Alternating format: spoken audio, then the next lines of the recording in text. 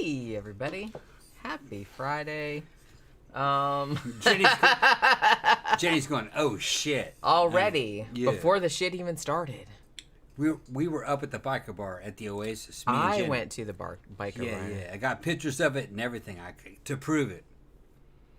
And fucking, it was cool. It was cool. We had a good time, right? Yeah. You liked it? I had a good time. I was there a couple hours before she was. I had to go and, make a drug run. And fucking...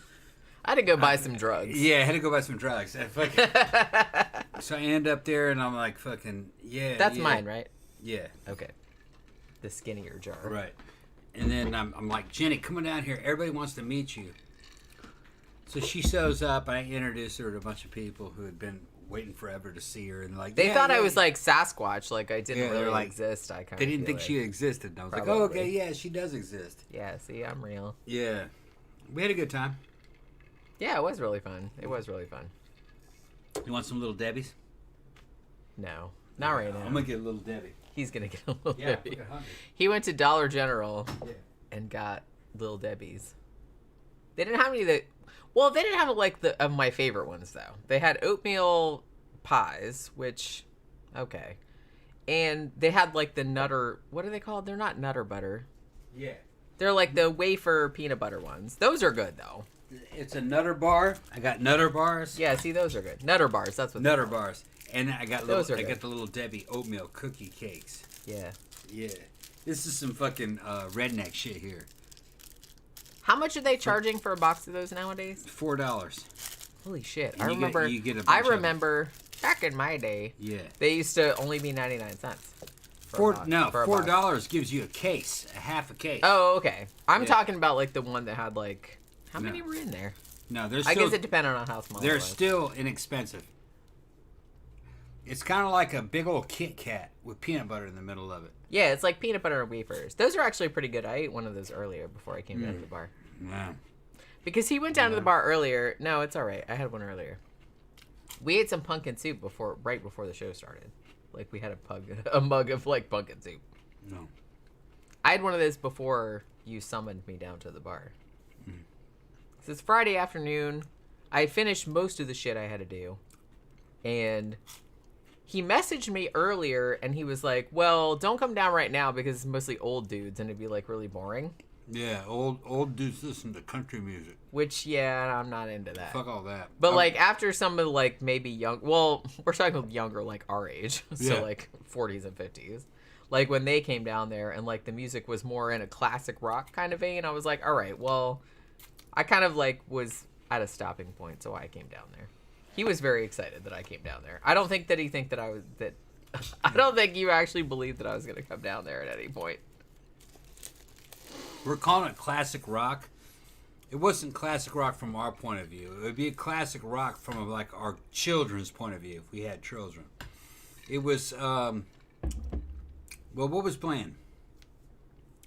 Well, music mostly from the 80s and 90s. Well, now some of the stuff, because somebody, I don't know who it was, because I know you put on Billy Idol and, shit like that, but there was also, a lot of Neil Young in there. Somebody was really into Neil Young, because it was, 3 Neil Young songs. There was just, some Led Zeppelin, stuff like that, which is fine. That's fine. Better than the shit they were playing before. Okay, well, I'm glad you warned me about that, like I said, because I wouldn't have gone there. Jenny, this fucking shit sucks, man. Don't come down. Don't come down yet. No. Yeah, he messaged me at 3. What was it, 3:15? Yeah. I was like, well, now you can come down because all the old guys that were playing country music have left. Man, terrible. Yeah, I mean, I can put up with a lot of stuff, but I'm not real into country music. Other than I like old country. You know what I mean? I like Johnny Cash. I like Hank Williams. I like that kind of shit. That's more like rockabilly, because I really like rockabilly from the 50s. Jenny and Amy finally met each other. My old wife and my new wife finally met each other, and they loved each other. Yeah, I'm pretty sure that Amy wanted to have sex with me. Yeah, she does. No, I showed Amy pictures of you and said, God, she's so fucking hot. Her boobs are fucking awesome. Amy's got badass boobs too. But Amy is the biker bartender for the entire fucking area. She knows all the fucking gangs and She's everything. cute as shit. She's cool. Yeah. No, she liked you. She thinks you're awesome. I feel like We're gonna take her to mannequins. I come across better in person. Like, because I know, like, a lot of you guys, other than you, Dave, like, you know me in real life, but, you know, and I've known him a long time, but I kind of feel like maybe I come across good on video. I'm not really sure. But, like, in videos and photos, I feel like the me isn't coming across. You know what I'm saying? We were talking about this a little bit at the bar. I kind of feel like I come across better in person. Maybe, in some ways. No. Is that true or no? Yeah. Well, no, you have to see it to believe it. Because I introduced you to fucking my boy also, and he was like, okay, yeah, she's real. She's real. They didn't think she was real. Like I said, I'm like skunk ape. Okay, yeah, she's real. I'm like the skunk ape. Right. But Every now and then you get a sighting. Yeah. No, but Amy thought you were fucking great. She was like fucking, oh yeah. I got that. She's really cool, yeah. She wasn't quite sure. I showed her pictures, and she's like, is that real? But then she saw you, and she's like, oh yeah, she's cool. Well, like I said, it's kind of like... She lives across the street from us. She does, yeah. Yeah. Well, we kept telling her to, like, come over. And I even told her to, like, when I came there, I was like, you know. She wants to go to mannequins now. She's like, we need to take her to mannequins. Yeah, That'd be like, super fun. Because the we thing can is, like is dance that to we can slam to the dead Kennedys. It'd be super fun. Come on. Yeah. Well, the thing is that she only works 3 days a week. She needs a couple other work days. You know what I mean? As a bartender, I'll hook her up with Tom. Big Tom will give her another night. She needs a couple other nights. Dave is here. We talked about him earlier. Hello, you two. He says, I get the same thing with my wife. She's like my Harvey, but she isn't into the whole club bar thing anymore. I mean, I love clubs and bars. Clubs, not biker bars. But not so much. I mean, well, it's... Yeah. I don't have anything against bikers. It's just that I don't really like the rednecky thing. So it's like if it goes too far into the rednecky Daytona kind of shit, like I'm not into that. Yeah, and biker bars around here are 50-50. It'll be super redneck, which she doesn't like, or it'll be more rock and hard rock, which is a lot better. I like that a lot better. You liked it? That's what I mean. It's when I went in there, like, honestly, like, all the songs, like, it was, like, you played some songs. Yeah. And that was fine. But even, like, the shit that other people were playing, that was fine. Like I said, it was, like, Led Zeppelin, Neil Young. I like all that stuff, so it's just kind of like, you know. It depends on the, it depends on the age group. You know what I mean? The generation. X generation and lower, as far as bikers go, no, they're pretty cool. It's pretty good. It's the older... It's like the older generations, that their shit is kind of lame. Okay, it's too lame. Too much the Eagles. Too much fucking Leonard Skinner. It's too boomer. Yeah, it's boomer. I mean, honestly, like the Eagles, I'll allow it. Yeah, I'll allow it. But when it gets into, like I said, like Leonard Skinner or like Molly Hatchet or... Then I'm going to start getting like, then I'm going to start getting like that. Even though I'm going to say Freebird and some of that shit and old Now, if I was drunk enough, I might be like, woo, yeah. Some of it is good. It's just that it's played out.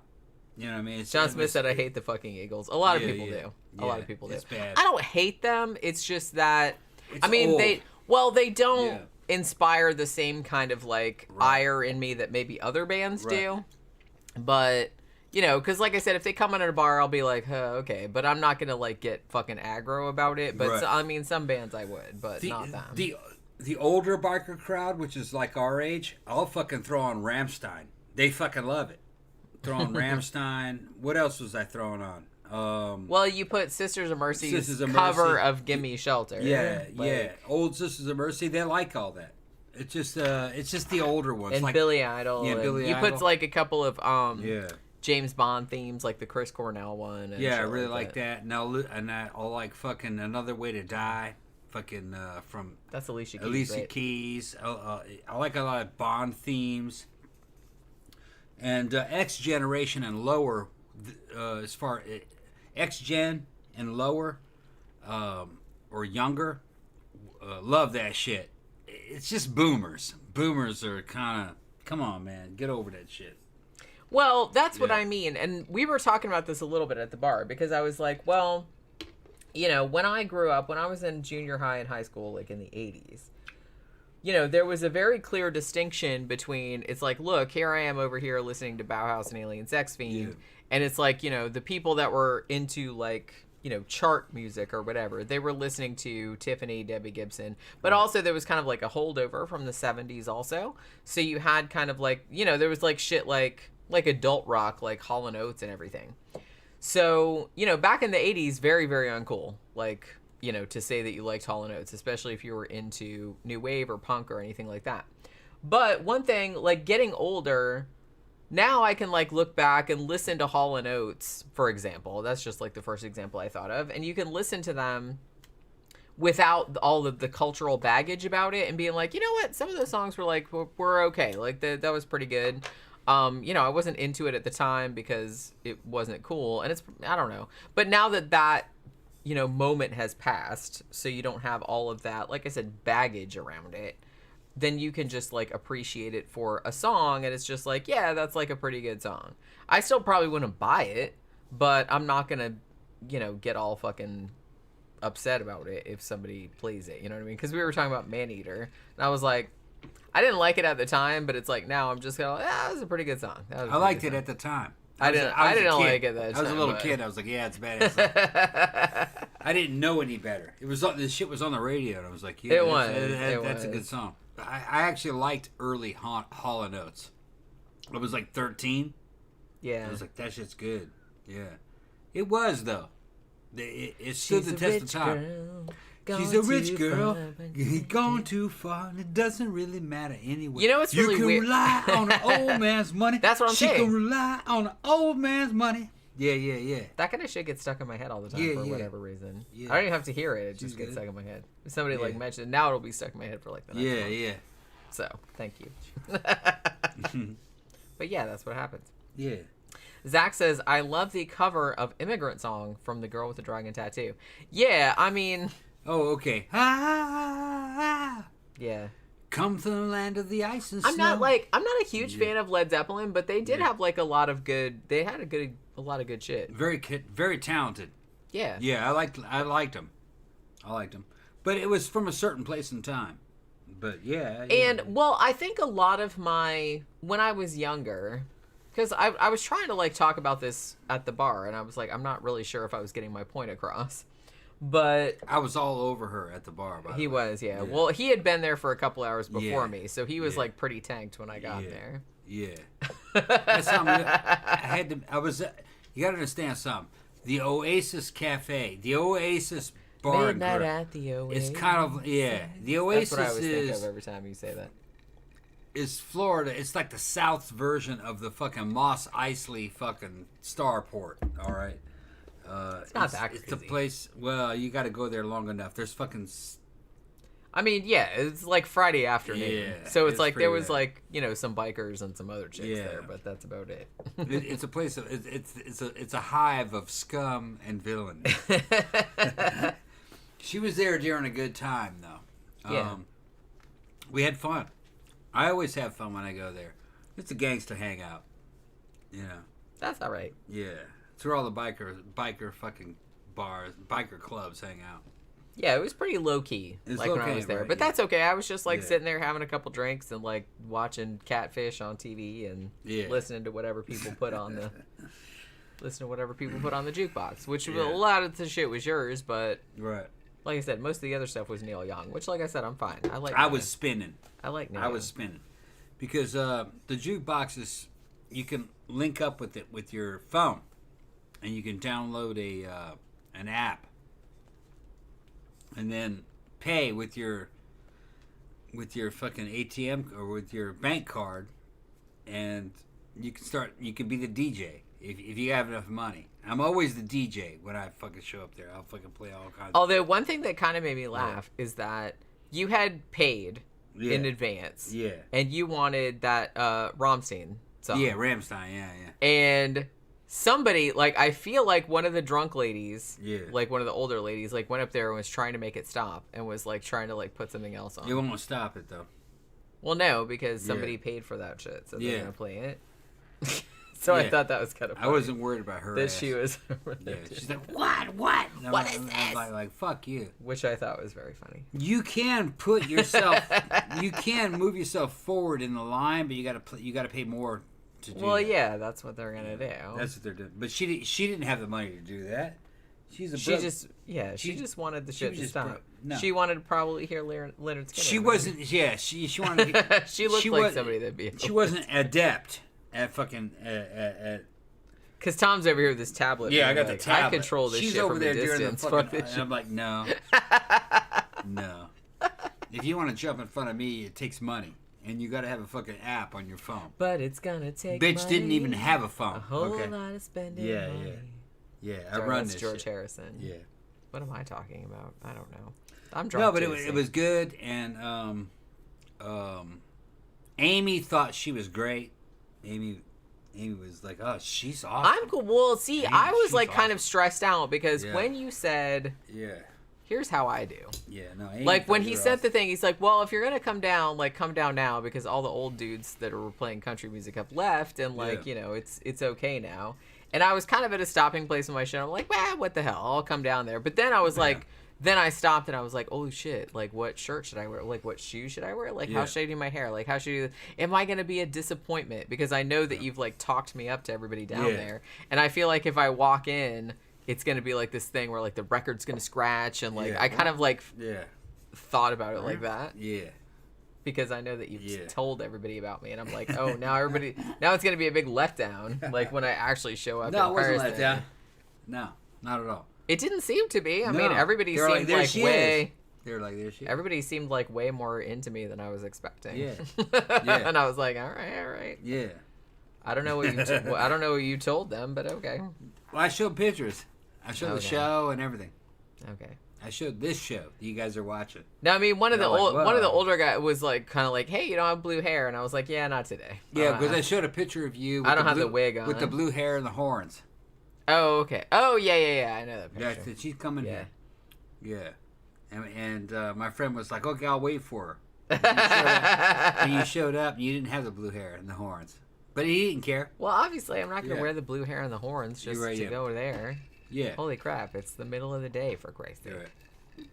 Louis says, my uncle saw Led Zeppelin back in the day. Best concert he's ever been to, he told me. I'm sure they were good. Yeah, I'm sure they were awesome. Yeah. I was never like a huge fan, but it's like I appreciate them more now than I did at the time, I think. Senor Stick says, Jenny, you're not a day over 30 years old. I wish. Man, we're 20 years old. 30 years old. Yeah, that was like 2 decades ago. Yeah. Babies are 30. Which is crazy. Yeah. I know, I could have kids that were 30. I'm halfway to 60. I'm fucking almost 55. Well, you're not halfway to 60. Well, you know you're what I'm like talking a way more. Yeah, more much closer to 50. 60. Yeah. 5 years, I'll be 60. Yeah. Yeah. It doesn't seem that way because people are not really aging the way they used to. Depends. But, and then I'm going to say, well, no, some people are aging like they used to. Other people aren't. It depends on who you are and what you know and how much money you have. That has a lot to do with it. Some of it has to do, I kind of feel like, with your attitude as well. Attitude has something to do with it. Genetics, knowledge, understanding hormone replacement and how all that works. Knowledge has a lot to do with it. Yeah. Look, I'm close to 60. There were very few guys like me in the 60s and 70s. Now there's a bunch of us. Okay. We'll live to be pretty old. That's a good thing, though. Yeah. That's a good thing. Yeah.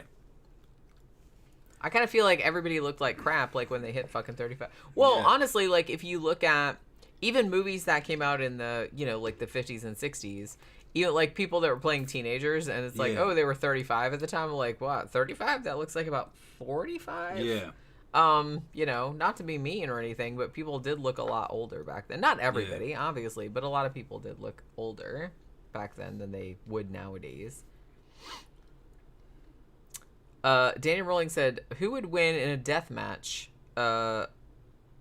versus style movie? Harry Warden or Michael Myers? Probably Michael Myers, because I kind of feel like Michael Myers, it's more established that he has possibly supernatural powers. Harry Warden, not so much. I mean, he's just kind of like Is it canon that he has supernatural powers? I don't think so. You know, he's just a miner and he got stuck in the shit and like he killed some people with a pickaxe and the end. I kind of feel like Michael Myers has a lot more. So I'm gonna give that to Michael Myers, just saying. People are telling me to check Messenger. Tammy says Jenny slams through the swinging doors and the music stops. That's kind of what I didn't think that was going to happen, but like in some ways, I don't know. Is that weird? Like I felt like you had probably talked me up so much to people that it's like when I came in that I was bound to be like a letdown. No. Is that fucked up to think? That's how I roll though. I'm always kind of, so I was like worried about it. Like when I was getting ready, I was just kind of like I'm probably not wearing the right thing. It's like my hair isn't right. And it's like, you know what I mean? But everybody seemed really enthused, so okay. Like I said, I think I come off better in person. You know? Than oh yeah, we just took that earlier. Yeah. I don't even know what I was saying. What were we saying? What were we talking about? I don't know. Well, some of the videos we sent them to Sophie. Yeah. But I don't know if that's the one we sent to Sophie or we just No, it's not. Yeah. It's the one that was in my Oh, okay. Gallery. We were saying something. I don't remember what it was. We were talking about. I don't remember either. Yeah. I don't remember either. Oracle says, Tom and Jenny, I'm going to be cooking the Thai red curry from your cookbook for Thanksgiving. Okay. Because my husband has to work that night, so I want to make something special, but not turkey ham. Okay. Man, I hope you like it because I really, really like that recipe. Yeah. I really like that Thai recipe. We don't make it a lot, but whenever we make it, it's like super good. There's a bunch of stuff you can do with those curry recipes. Like the little curry tins. Right. I like the yellow one. That's my favorite. But because I don't know, like what's that brand name called? I think I said was it Penang or no? That's no. That's the name of the thing. Yeah, I can't remember like the name of the brand that sells it. Like we get it at the Asian market, but they have like a bunch of different ones, and one of them's yellow, one of them's green, one of them's pinkish, like hot pink, and one's red. And green. The green one's the hottest. Yeah. The yellow one is most like I kind of feel like. I don't know if it's the mildest. It's like the mildest or like the most. That's the one we use for like the peanut butter curries, which are my favorite. Mm-hmm. But, yeah, all of those are good. I think the yellow is my favorite though. The pink one's good too, but it's kind of hot for me. As the older I get, like I can't really eat hot foods that much anymore, like without regretting it, you know. Zach said it would be hilarious if every time you walked into a room there's a record scratch for no reason. I know, like maybe I should carry something in my pocket that goes, you know what I mean? So it's like that. Well, that's I didn't really think that was going to happen, but like I said, I was kind of like, I was very aware of having to live up to people's expectations. And so I was like stressed out about that. I think maybe that's the reason that I didn't want to go down there like earlier, because I was just kind of like, I know that you had probably like told them like, oh, she's so awesome and all this other stuff, and then like I would turn up and they'd be like, she's not awesome. What are you talking about? But you know, I do think that I come across better in person, so you know. John Smith said my father was 55 when I was born. Holy shit. Yeah, that's like I said, it's, you know, I don't know how old you are, but that's not as old as it used to be. That used to be like, oh, that's an old person. But nowadays, I don't really think of that as an old person. And I don't know if that's just because I'm only 5 years off that myself. But, you know. Oracle says, we love that recipe. It's delicious as heck. And there's a local company that has Thai chili powder that works well in the dish. We'll see. There you go. That's one of my favorite Thai curries, actually. That's awesome that people like that fucking, that Thai recipe. Mm. Yeah, it is good. I got a shit ton of that Thai curry downstairs. Makes me want to make it now. And I pulled out a bunch of sweet potatoes from my garden. Some of them aren't really big enough to eat, but they'd be great pureed into kind of like a you couldn't you mix them in with curry. All the pumpkin that we with pumpkin, because you know we had like we bought like a shit ton of pumpkins. And we made like a pumpkin soup, and we had that before the show started. Yeah. And it's really, really good. But John Robertson said, "Hey guys, I was wondering, Jenny, if you had heard of Old Gods of Appalachia podcast. It's a horror anthology podcast that tells an all-over story. It's like Lovecraft mixed with Appalachian culture. I haven't, but that sounds exactly like right up my alley. So I will definitely have to look that up." Look at this. What? Look. What the fuck? Pookie is what? Can you see her? No, we can't see her. She's back out and she's grabbing a fucking fish, and then she's her little minty. Yeah. Is that her little minty? Grabbing the minty, huh? Snort it. And then she's looking at me. And you're like, what? Yeah, it's good. She loves those mint toys. I swear to God, I get them from Chewy. They smell like I said, they smell like mint, and they look like a little. It's like a little soft bar with like little mint leaves on the end. And she likes to pick them up in one hand, and she just like rubs them all over her face. It's like hilarious. Zach says, "I like things that are spicy, but not stupidly spicy, because I still like being able to taste what I'm eating, especially meat." Yeah, me too. It's like I like a little bit of spice and flavor and stuff, but it's like if it's too much spice and that's all that I can taste, then I'm not really into that. You know? I don't know. I like it sometimes. I know you do. Yeah. But after a while, like I said, the older I get, like the more my digestive system is just kind of like, nope, not having it. You guys, we were at the bar earlier. I was like, because Thanksgiving is coming up this week, which I'm excited about. Yeah. We have literally six turkeys. They were cheap. We have 6 turkeys. Publix had a sale. Yeah. Where went down, got a bunch of them. They were 49 cents a pound. Yeah. But you could only buy 2, the smaller ones. Yeah, they had a deal. So we went down there separately to get them 2 at a time. And bought 2 at a time. Yeah. Because I really like turkeys, and I was like, well, we could freeze those and we could eat those later. I got a shit ton of turkeys. So we got 6 turkeys. We have 6 turkeys. They're not giant, but we did get some smaller ones. I think the one that I got, the ones that I bought. I didn't see the ones that you picked up because, like I said, they're the same as yours. Yeah, I think they were the one I bought was one of them was $6.11 and one of them was $5.45 or something like that. So it's just kind of so what were they? That's not, because if they were 49 cents a pound, that's probably 10 pounds, right? 10, 11 pounds. They were $5 each. Essentially, yeah, they were all of the turkeys that they had were between $3.50 and $6.50, all of them, and they weren't massive. They were 10 pounds or something like that. But I was just Jesus twice Christ. The size of a chicken, easily. And I love turkey. Yeah. Like I said, I know some people don't really, they like Thanksgiving at the time, but then they're like, I'm kind of sick of turkey. I never get sick of turkey. I love fucking turkey. I like turkey better than chicken. I like chicken too, but. Man, I could eat Thanksgiving probably every day and never get tired of it. I got so much stuff to do turkey, man. It's not even fucking funny. I mean, yeah. Plus, you bought all those pumpkins from the pumpkin patch. I got 6 pumpkins. Yeah. That's how I'm gonna do it.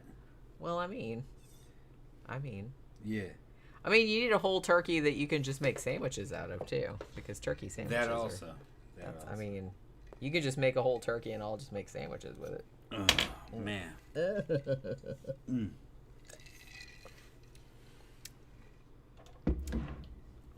American Military 100 said, I suffered through Steven Seagal's The Foreigner. I swear that guy's filmography in a nutshell should read his worst movie since his last.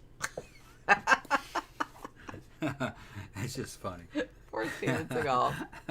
The Foreigner. What... I would be curious, what was the premise of that? Was he the foreigner, or was there someone who's the bad guy who's the foreigner, which I suspect is probably the thing behind it? I'm trying to imagine right now about Steven Seagal. I'm trying to explain it. I'm too drunk, though. I'm too drunk to explain Steven Seagal. Yeah, clearly. Steven Seagal, he was...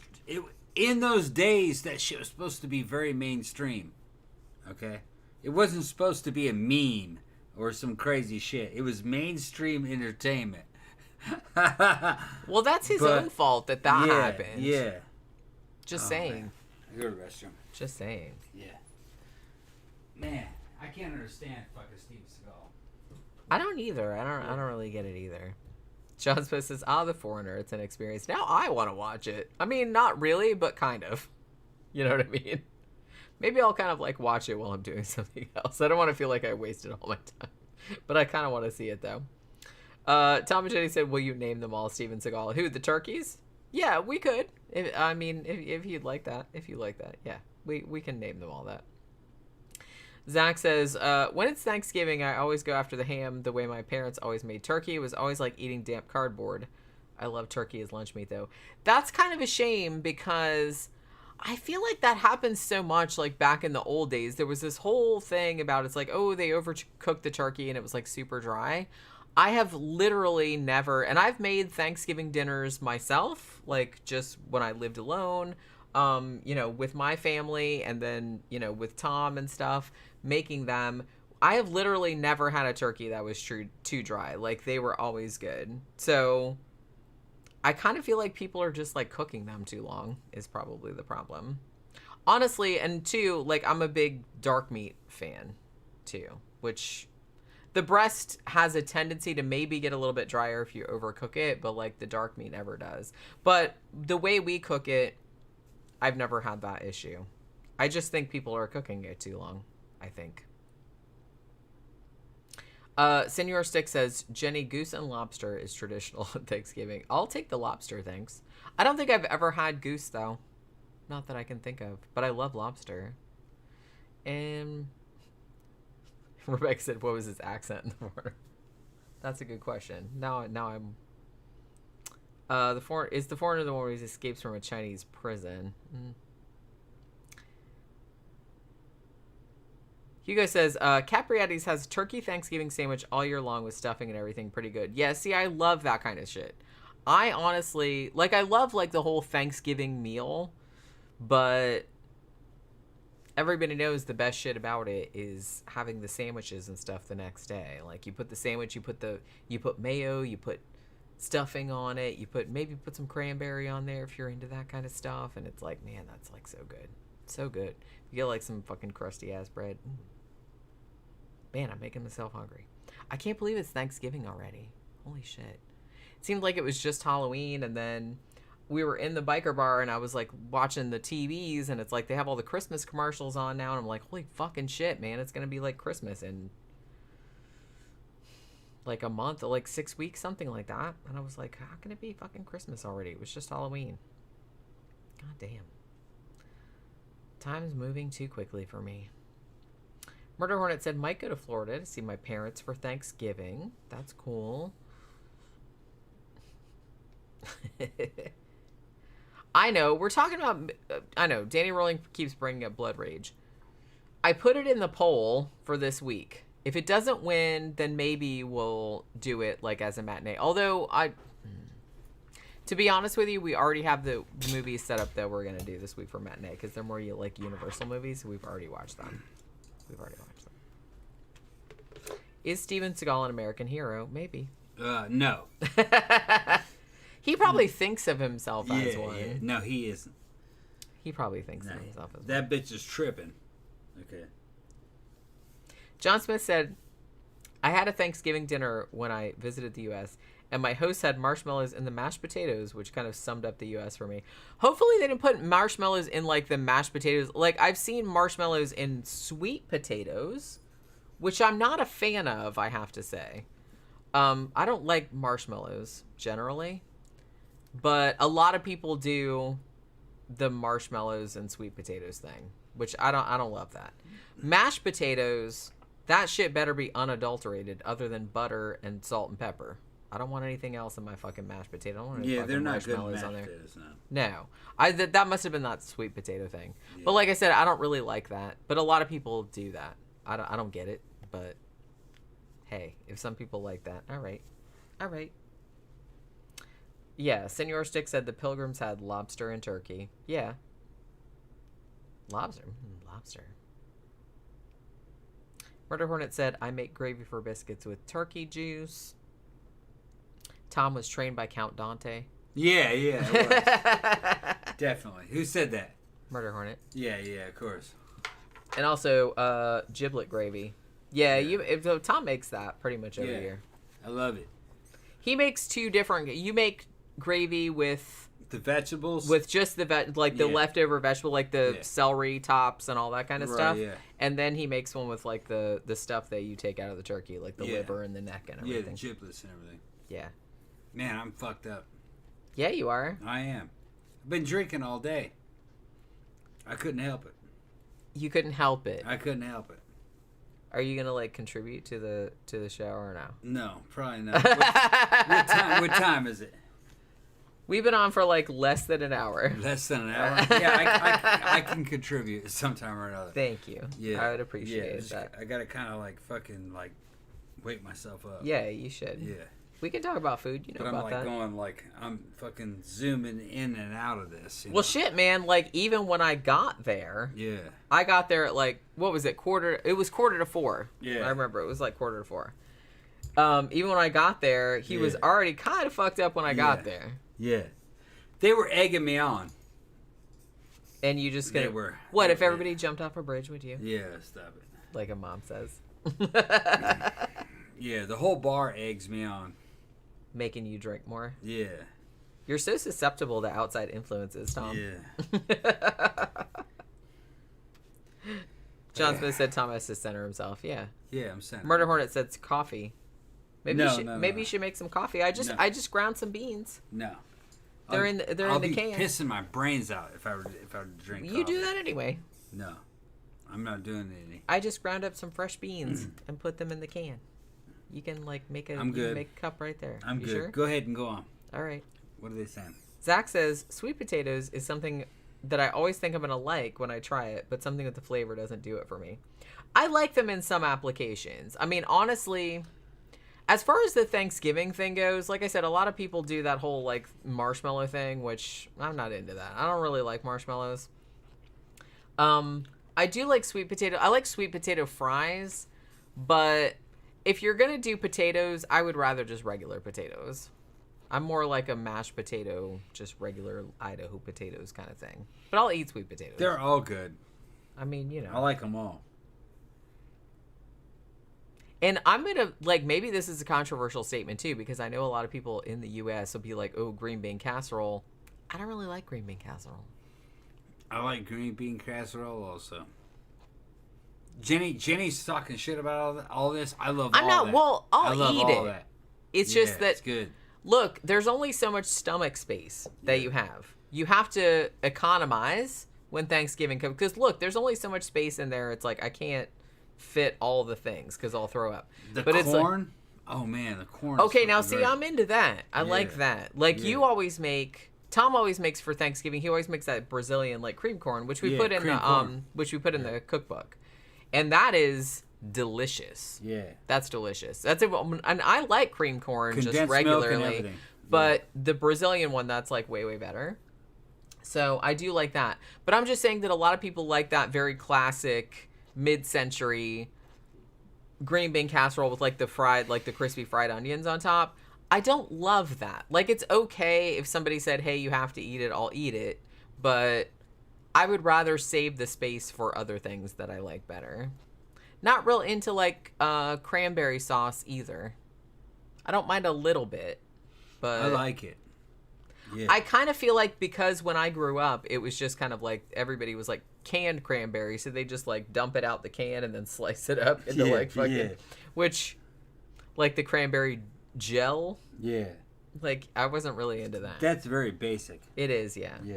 Even fresh cranberry, it's good, like, a little bit. Like, I like it better the next day, like, when you put it on a sandwich. But just a little bit.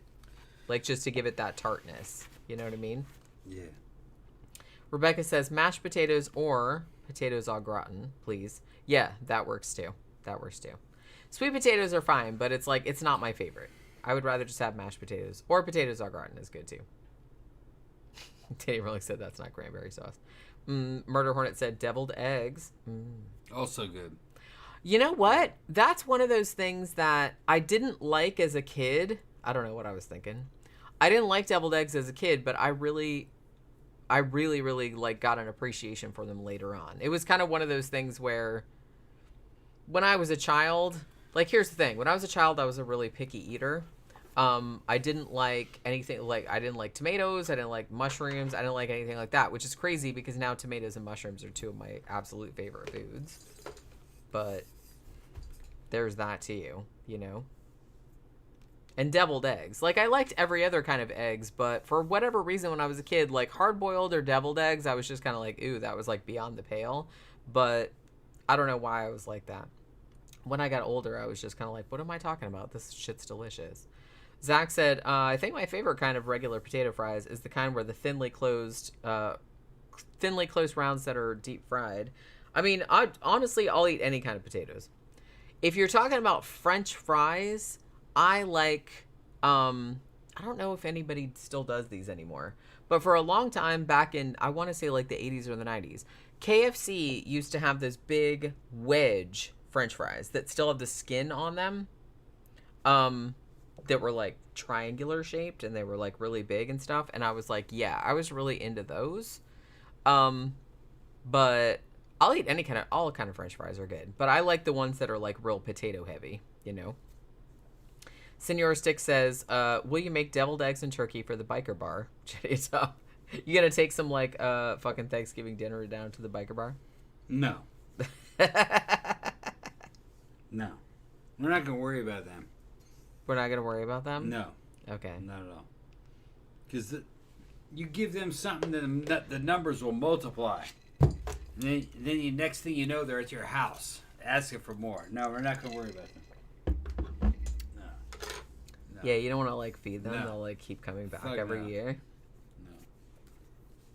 Murder Hornet said, some reason we eat black olives on Thanksgiving. Yeah, I mean, when I was growing up, one of the things that was real big was like your kind of pickle tray, you know, and you'd have the pickle tray. Like my grandmother, like I like sour pickles and that's pretty much the extent of it. Like some people like sweet pickles, which I don't. And then there were like kind of like olives and stuff on there too. And I don't know. I get some people like olives. I don't really like black olives. You like black olives. You even like pizza with black olives on it. Yeah, I like them. Shit, man. He used to like go to Sam's and buy like the big cans of black olives and like put them on pizza. I don't hate them, but it's not really, I don't know. It's not really my thing. They're too salty. No. Too salty.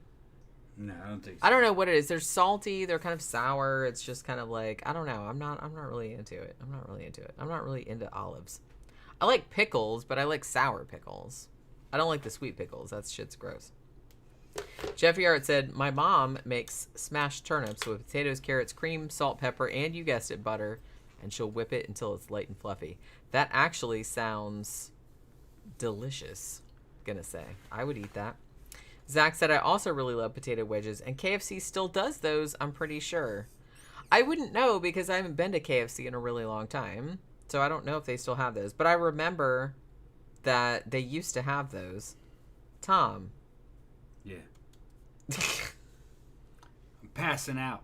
Why are you doing this? Why are you being this way? No. Who's calling me? Nobody. Okay. I'm calling you. You said Tom. No, like, yeah. That was me saying your name. Yeah. And I was like, why are you being this way? I'm not being a certain way. Yeah, you are. Man, I'm passing out. Okay. How much did you drink before I got there? You knew you had to do the show today. You knew you had to do the show today. Yeah. You didn't care, though, clearly. It's just one thing after another. I'm not worried about anything. I'm just like, yeah, that's what happened. Yeah, that's what happened. That's what happened, yeah. Okay. Man. Come on. What? Get your shit together. No, I can't. Get your shit together. I can't. Senor Stick says, deviled eggs you have to make. Well, yeah. Rebecca said, KFC fries are covered in chicken salt here. Chicken salt? What's chicken salt? Well, I imagine it's salt that's like chicken with like chicken broth flavor. That's ridiculous. Well, there's nothing wrong with chicken salt. Mm. That's gross. It's not gross. That's not gross. Okay. Jeffy Hart said KFC still makes the wedges. Okay, well, I might have to go back there and investigate. I haven't got any food from KFC since I don't even remember when. That was because my uncle used to own a KFC franchise in the Daytona Beach area. So we always used to get KFC all the time, like when I was growing up. And like my mom and dad both worked managing KFCs at various times during my childhood. So we had a lot of KFC back then, but I haven't really like eaten there more recently. So I don't like know what their menu is like nowadays. And Hugo said, I like Popeye's mashed potatoes over KFC's. When did we got Popeye's not too long ago, right? Yeah. Did I get mashed potatoes from there? I don't know. Honestly, of all the fast food, not enough fast food places do mashed potatoes. One, of all the mashed potato places, like Boston Market's got the best mashed potatoes. Gonna have to say, Boston Market, and that's like more fast casual. It's not really fast food because I don't think it has a drive-through. But gonna say, if you're gonna get mashed potatoes, I would advise getting them from Boston Market. They got really, really good mashed potatoes. Other ones are good too. Like, it's hard to mess up mashed potatoes, but you know.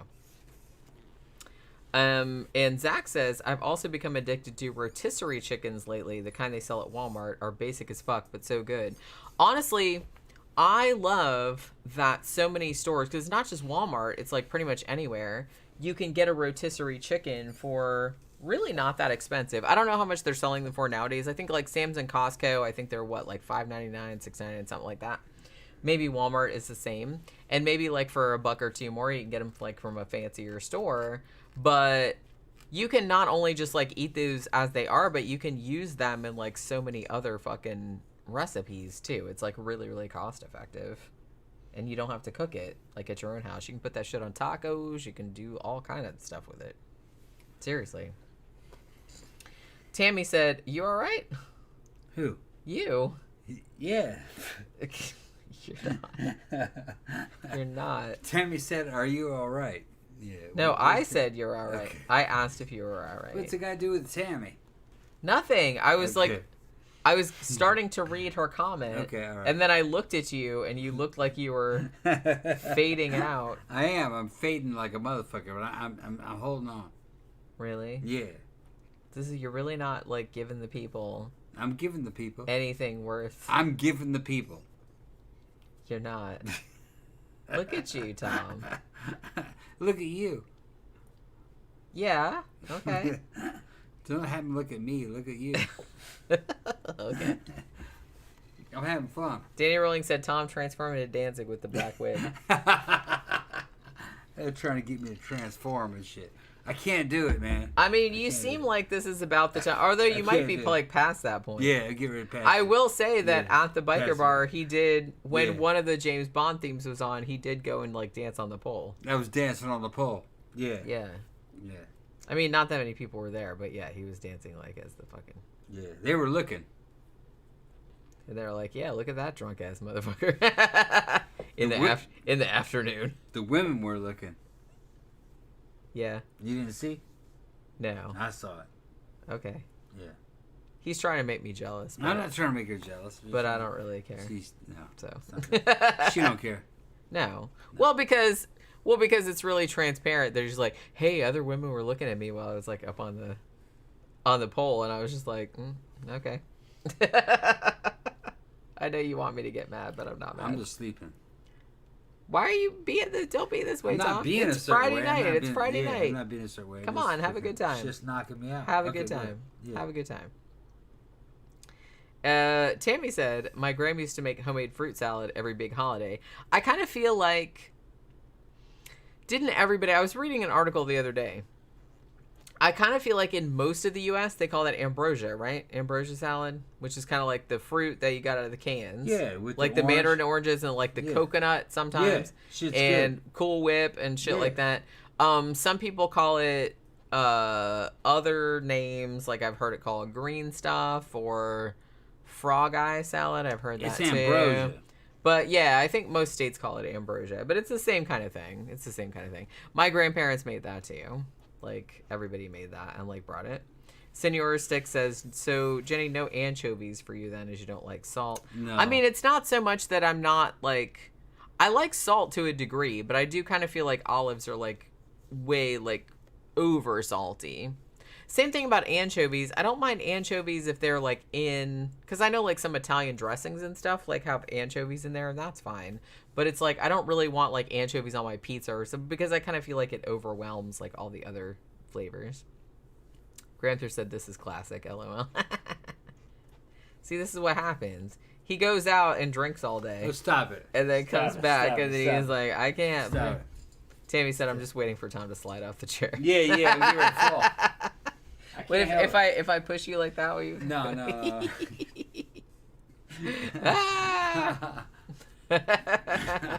And everyone wants to pick on me and shit. Well, because it's funny. It's funny and it's easy. Because you're just like swaying around. I haven't been fucking drinking or anything, man. It's fucking drink is right there. Look, if I was as drunk as you are right now, which, you know, I'm pretty drunk too, I'm not saying. But it's like if I was as drunk as you are right now where I couldn't even like talk or like handle my shit, everybody be making fun of me too, including you. So No. Yeah. I'm afraid so. No, I'm so good. you just gotta fucking good. take it. You gotta fucking take it. I'm good. You gotta take it, just like everybody else does. I'm good. Okay. Rebecca says, holy shit, basic as fuck rotisserie chicken is like $14, including the exchange rate. Australia is expensive as shit. I mean, it depends on where you go. I haven't been for a long time, but because I think Publix is more expensive, right? Like if you buy a rotisserie chicken there, especially if it's like a flavored one. I think the ones at Publix are maybe, I want to say $6.99, $7.99, something like that. But I think that Walmart, Costco, Sam's, kind of your more like club type places, I think you can get them for $5 or $6 a rotisserie chicken. I think, or you used to be able to. I don't know about nowadays. We got a raw turkey for $5 each for a turkey. Yeah, I mean, well, like I said, Publix, which are slightly more expensive, but their quality is like better. And I don't think they're as expensive as they used to be perceived as, because I kind of feel like when I was growing up, everyone perceived, oh, Publix, that's the fancy grocery store. And that was like way more than the more working class store, which was Winn-Dixie where I grew up. But I kind of feel like they're not really that much more expensive. Their turkeys, like I said, they were selling them for 49 cents a pound. It was a limited time, like only until yesterday was the last day, right? Yesterday was the last day. That's why we went yesterday and we're like, oh, we got to get some more because I love turkey. So, yeah, 49 cents a pound. But they were selling off like this. They had this kind of like an end cap that had like a bunch of smaller turkeys that were like, you know, 8, 9, 10-ish pounds. And they were selling those off for 49 cents a pound. So, but you can only buy 2. Like one person could only buy 2. So we went in there separate, like over a couple of times. And bought like 7, so now we have 6 of them. So that's why. Senor Stick says Tom nursing a hangover. Yeah, he's been at the biker bar like drinking all day. So there's that. Zach says my grandma used to make pineapple fluffy. It was basically a kind of fruit salad, but with pineapple, marshmallow, and whipped cream on it. Yeah, my grandma made that too. Well, I kind of feel like that's a southern and Midwestern thing. Maybe it was other parts of the country too, but I kind of feel like I always perceived that as like more of a southern and Midwestern thing. But you know, where you like would pour a bunch of like fruit out of cans, like fruit salad or pineapple chunks or whatever the hell, and like you'd mix it with Cool Whip, sometimes like the sugar or like the sweetened like coconut flakes, that kind of stuff, and you'd like mix sometimes with mayonnaise, but that was a little weird, so I don't think my grandma did that. But yeah, that was a big thing you'd always have like at holidays. And I'm trying to think of, and like I said, she always did a pickle tray, which always had sour pickles, sweet pickles, and then olives. I don't think she did black olives. Well, maybe she did. But she did like regular green olives, which I never ate those, but because fuck that. And then she'd always do like a hard-boiled egg or a deviled egg tray. So you'd have that at every holiday. She usually did Thanksgiving and Christmas. And what else? I think I put in the cookbook, she always would make gooey butter cake, which I've also heard it called ooey gooey butter cake. It's the same thing though. But it's one of those things where it's kind of like, you know, the thing that they call like semi-homemade, where you take like, for example, like a boxed cake mix and mix it with like real ingredients and then like make it. That's kind of like that. So you take like boxed cake mix, but you'd mix it with what the fuck was in there? Like cream cheese, like 40 bajillion tons of butter, and like a bunch of other stuff. And it was like really, really good. But it's super rich, and you could really only have about one piece a year because it was like that much. Senior Stick said, Tom and Jenny, do you have any seasonal fruitcake ready for the holidays? I'm not super into fruitcake. Like, I'll eat it, but if I'm gonna like eat those calories, I would rather have something that was not fruitcake. You know what I'm saying? I don't know. If I'm gonna eat cake, I would rather have it be, like I said, I like chocolate cake, but it's not my favorite thing. I honestly like stuff like yellow cake, vanilla cake, or coconut cake, or I don't know, just something with something like nuts or hazelnut or something. I don't know. Tammy said, no, my grandma used fresh oranges, grapefruit, apples, grapes at the time of serving. Slice some banana. Okay, so that actually sounds good. Rebecca said, I miss Publix so much. Nothing like that supermarket here. Yeah, I kind of forget because I don't know. I mean, Publix, that's a southern thing. I kind of feel like the headquarters, I think, are in Florida someplace. Maybe Clearwater, I want to say. I can't even remember where the headquarters is. But I think Publix is headquartered in Florida. But I think it's just like a southern thing. But for whatever reason, like Publix is just a really, really good supermarket. And they've always been like that, like as long as I can remember. Like back from when I was a kid. That was like the fancy supermarket. What? Yeah, the fan's on, I know. Yeah, it's on. She's telling us the fan's on. We know, sweetie. We know. Yeah. But, I don't know what it is. It's like they're not all that different from like a regular grocery store. Like, especially nowadays, because now that everybody else is kind of like caught up, like even Winn-Dixie and stuff like that, which was kind of like a little bit ghetto when I was growing up. Y'all are catching up to us. But everybody's like catching up. So everybody, because you can't, nowadays everybody's like a lot more savvy. So you can't get away with being shitty anymore because there's too much competition. I'm just saying.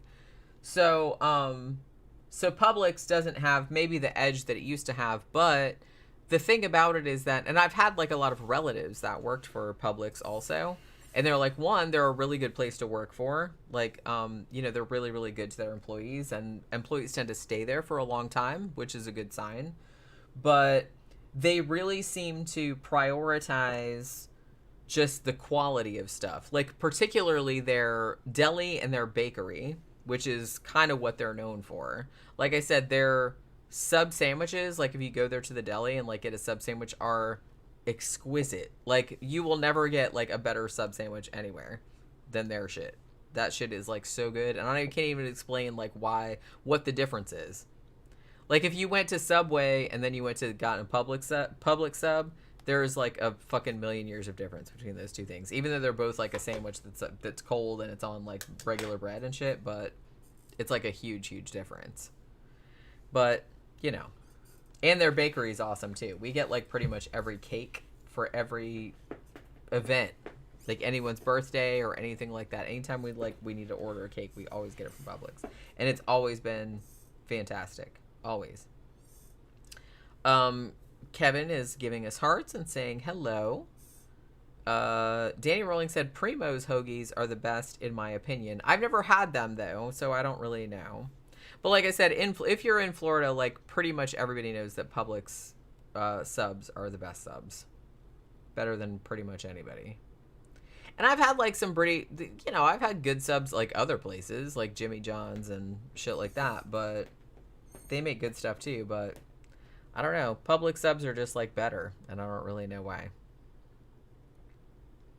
Zach said she also used to make wedding cookies, the round balls with the powdered sugar and the nuts inside. My grandma used to make those too. She used to put them in her Christmas bag. My grandma used to, like before she was in her 90s and had a stroke, but she used to make a bajillion different kind of Christmas cookies, and she would put like all different kinds in people's bags, and she'd give them to everybody because she had 8 kids who all had multiple children. So she had many, many children and many, many grandchildren.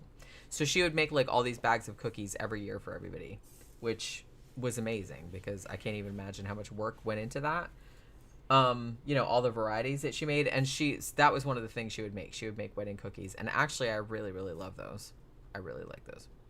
Danny Rowling said the 2001 film Route 666, starring Lou Diamond Phillips, Dale Midkiff, who was in the original Pet Sematary, and Lori Petty, who was in Tank Girl, is an underrated ghost zombie film. Just saying. Did I ever see that? That kind of seems like something I would have seen. If I did see it, I don't remember it. But if you remind me, I will look it up at some point. I'll look it up at some point. Lou Diamond Phillips. He was in that fucking... He was in a bunch of shit. Well, he was in a bunch of shit. He was in La Bamba. I remember that. Yeah. I remember him being in La Bamba because I saw that in the fucking theater. But he was in that Satanist movie that we saw. Remember we reviewed that not so... What Fifth the fuck? Power? The fifth... Or... Yeah. No, the first power. The first power. First power. First power, second power, third power, whatever it was. It's all the same. Tom doesn't know. Tom doesn't know. No. Tammy said, I make fluff using crushed pineapple, whole cranberry sauce, and Cool Whip. Sounds gross, but it doesn't sound gross. That actually sounds pretty good. I throw in a little fluff. Well, that's what I've heard that called that a lot of times, like pineapple fluff or... I knew it as ambrosia. I mean, we called it ambrosia, but well, the thing about it, like what we call ambrosia, is that really the same thing as pineapple fluff though? Because it's similar. It's something that like you mix together with like fruit, whether fresh or canned or whatever, and you like mixed it together with Cool Whip or sour cream or not sour cream or cream cheese or something, and then you would put like shreds. Coconut flakes in it. Yeah, it was like that kind of stuff. Or marshmallows sometimes. Yeah. Like that kind of stuff. Like you'd kind of whip it. It's good. I'm not saying that. I'm just saying that it's kind of the same thing, but they have the same... It has different names like all across the country. Rebecca says Publix cheeses and meats are high quality. Yeah, that's the thing. I think they really, as I said, they kind of pride themselves on everything being kind of like top of the line, and especially like their deli is very well regarded and their bakery is well regarded because they, like I said, they really seem to like pride themselves on making the best possible shit that they can make, like whether it's sandwiches or fried chicken or whatever, or whether it's their bakery, like cakes. We have gotten many cakes from there. I've gotten my last several years of birthday cakes there. We've gotten your last several years of birthday cakes there, and every single cake that comes out of that bakery is amazing. And actually I have a friend that works for their bakery for like a really long time, so they do like actually like hire people that are, you know, really like fucking into like baking shit and like decorating and stuff like that. So but all of them are like super good. And let's see, they're talking about Young Guns. Yeah, the first power. Yeah, Tammy's asking Danny Rowling, where you at? I don't know too many people call them hoagies and know about their giant grocery stores. Yeah, I kind of feel like hoagies, that's more of like a... It's Midwest. Yeah, that's a Midwest or upper... Detroit. Yeah, that's like that kind of... Yeah. Down here they call them subs. It's the same thing. I've seen them called hoagies. If you call it a hoagie, like, I don't think anybody's going to look at you like, what does that mean? Like, everybody knows what that word means. But... Now, if you called it a grinder, then people might wonder what you were talking about. But I have heard them called that. Although I think that's a Pennsylvania thing, isn't it? Calling them grinders? I don't know.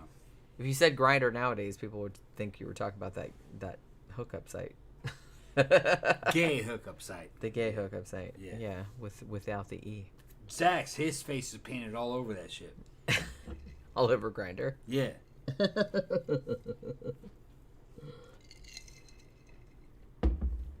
Danny Rowling said, Route 666 is about a haunted, closed highway by a ghostly chain gang that died horrifically on the road. See, okay, that sounds good. I'm going to look that up. Zach says, also... I don't know if you meant to say Lord, but it says Lord. Lord is the job market... Oh, Lord, is the job market a pain? I've been looking at remote editing jobs, but even those require bachelors in editing. Like, what the fuck? Yeah, I mean, things are tough all over. Zach says, also, I'm from Indiana, and I've never heard them called hoagies outside of TV. Yeah, down here, the preferred nomenclature is subs. It's a sub sandwich. If you said hoagie, people would maybe look at you like, Mer, but they would know what you were talking about. But like I said, if you called it like a grinder or something, like people might look at you weird then. But I kind of feel like most people just say sub, right? It's just a sub sandwich. Yeah. I kind of feel like that's the preferred nomenclature down here. Louis says, call it a night, Tom. Never seen Tom this faded. Yeah. I'm fucking faded like a motherfucker. I mean, I can't believe like that you did this. I can't believe she won't that let you me. did this. I have to stay here. I won't let you. Yeah, she won't let me fade. Well, I told you earlier. Yeah. It's like, we have to do the show later. I'm good. You're not, though, obviously. You're not. You're not, obviously. Danny Rolling said hoagies is an East Coast thing, just like water ice. Yeah, that's, I think I know what you're talking about, but not entirely sure. Let's see. Zach says the only way Tom knows is if he's on there too. What? Glenn says, Jen, give him a break. I would, but She's never gonna give me a break. No, because I'm used to. Look, I've known you for like more than 11 years at this point. It's not gonna happen. And it's like I know how you do, and it's like I tell you, look, we have to do a show later. Yeah. Like, don't get too fucked up, and then like you proceed to get too fucked up. No.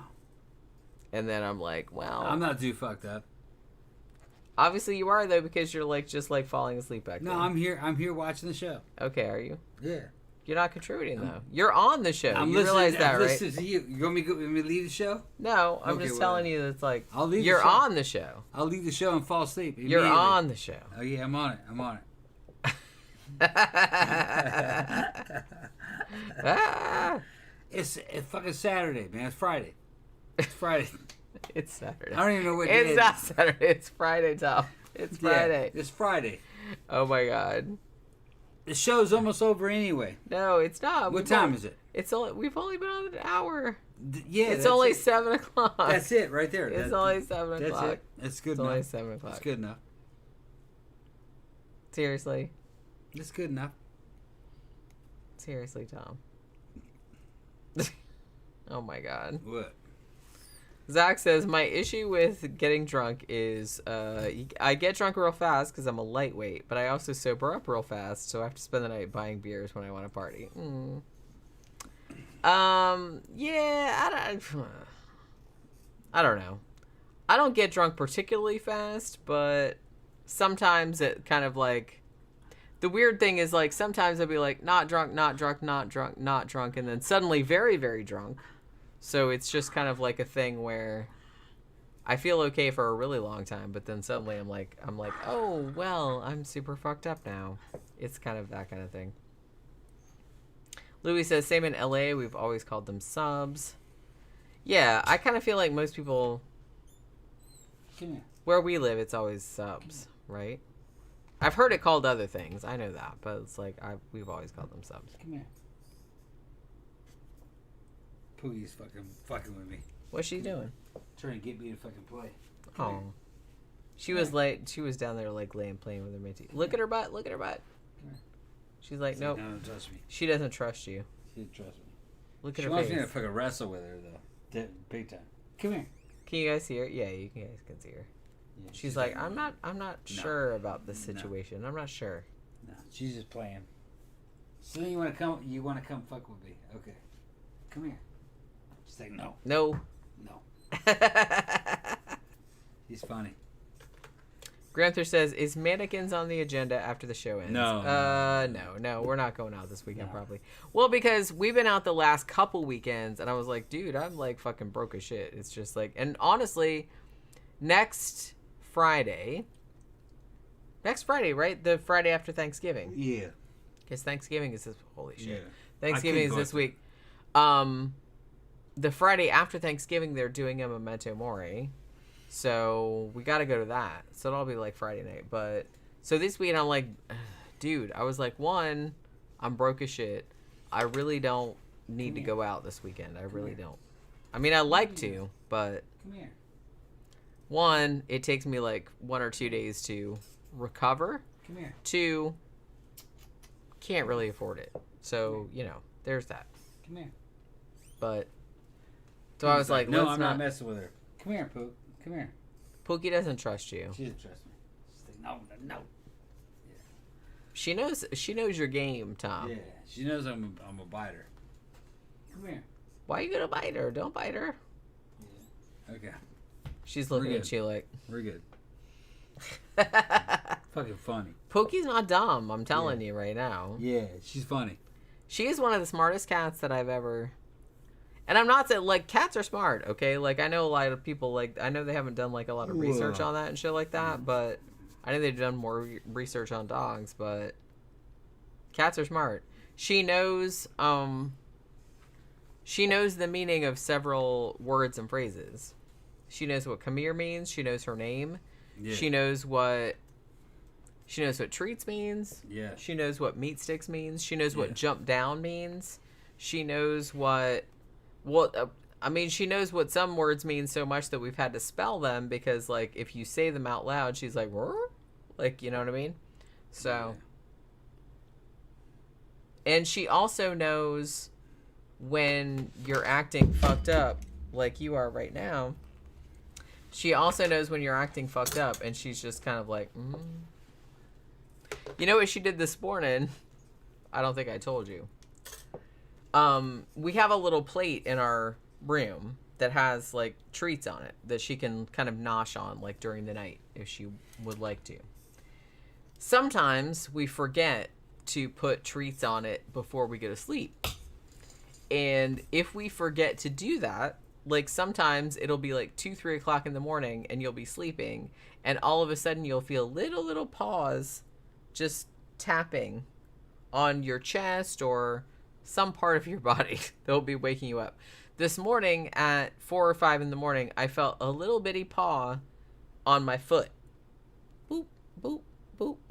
Like that at like 5 in the morning. And I woke up and I saw her like standing at the edge of the bed going on my foot. Give me some food. And then like I woke up and I saw that her plate, like she didn't have any treats on her plate. And I was like, oh, she didn't like jump on my face. Or she's very polite. Yeah. She just jumped up on the edge of the bed and was like, please, ma'am. And she was food.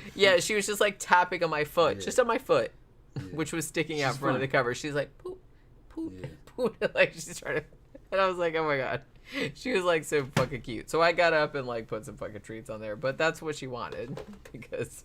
Come here, Poop. Oh, poor baby, poor baby. Come here. She's like, no. I don't trust you. I don't trust you. She knows your shit. Yeah. She knows I'm drinking. She's like, no, I don't trust you. Well, like I said, sometimes if we come home from the bar and we're like super fucked up, like Pookie will be like, she'll look at us and be like, well, I'm glad you're home, but I'm just going to go in here. Bye. You know what I mean? You guys are drunk. Yeah, she knows. Zach says, I'm probably moving in with my boyfriend in May, and I kind of want to get a pet. Can't decide if it's a cat or a dog. I can't choose. Are there any wines you guys like? Whoa, that was random. I don't know. I'm not like wines. I'm not like a real big wine connoisseur. Like, we mostly just drink like vodka and shit like that and tequila. So I don't know about wines. It seems like something I kind of want to get into, but I just never have. As far as like cats or dogs, it depends on what you want. I'm more a cat person, I'm going to say, than a dog person. I think the reason that I'm not a dog person is because dogs are more high maintenance. It's more like having an actual kid. They're very, attention starved. They're very needy, stuff like that. That said, it depends on what kind of cat you get because Pookie is, while perhaps not as attention starved as a dog, is pretty centered around attention. When she's not sleeping, she will absolutely like jump on your keyboard when you're trying to type or, you know, want to be brushed, like, you know, she'll jump on your shit and be like, yell until you go over there and pay attention. So she is kind of like attention hungry too. But you don't, I mean, on the plus side, she doesn't really care about going outside. You don't have to like take her out for a walk or anything like that. She sleeps most of the time. But she is a little bit high maintenance for a cat. But it does actually depend on what breed you get too, I think. Because that Pookie is a Manx, and Manx are typically more dog-like than other cat breeds, they tend to be a little bit more high maintenance than a cat normally would be. But in general, I kind of feel like cats are less maintenance than a dog. You know? Yeah, definitely. But you still have to pay it. That's not like a thing where you can just like ignore them, because you can't. I mean, that's not going to work out. That's not going to work out. You still got to pay attention to them. But it depends on how much interaction you want from it. It depends on how much interaction you want. You know? Yeah. What time is it? Dude, it's 7:17. Damn, it's early. Yeah, it's early. Yeah. It's early. Louis says, Jenny, have you heard of Terrence Williams and Felipe Santos? They disappeared in 2003 and 2004 in Naples, Florida. They were last seen with the same deputy sheriff. I've heard those names, but I don't really know a lot about those cases, but I should probably like look that up because, yeah, that does sound like something like that I've read about before, but, you know. Danny Rowling said Tom should put on the Bane mask as response. No. Maybe you should. No, I'm too drunk for Bane. You're too drunk for Bane? You're Yeah. too drunk for everything, evidently. Yeah. I'm not going to last much longer, actually. I guess not. Yeah. I mean, you're kind of bumming me out, Tom. Kind of bumming me out. I even went down to the biker bar because you wanted me to go down to the biker bar. And now, like, you're just falling asleep and can't even talk. And No. oh, my goodness. Oh, my goodness.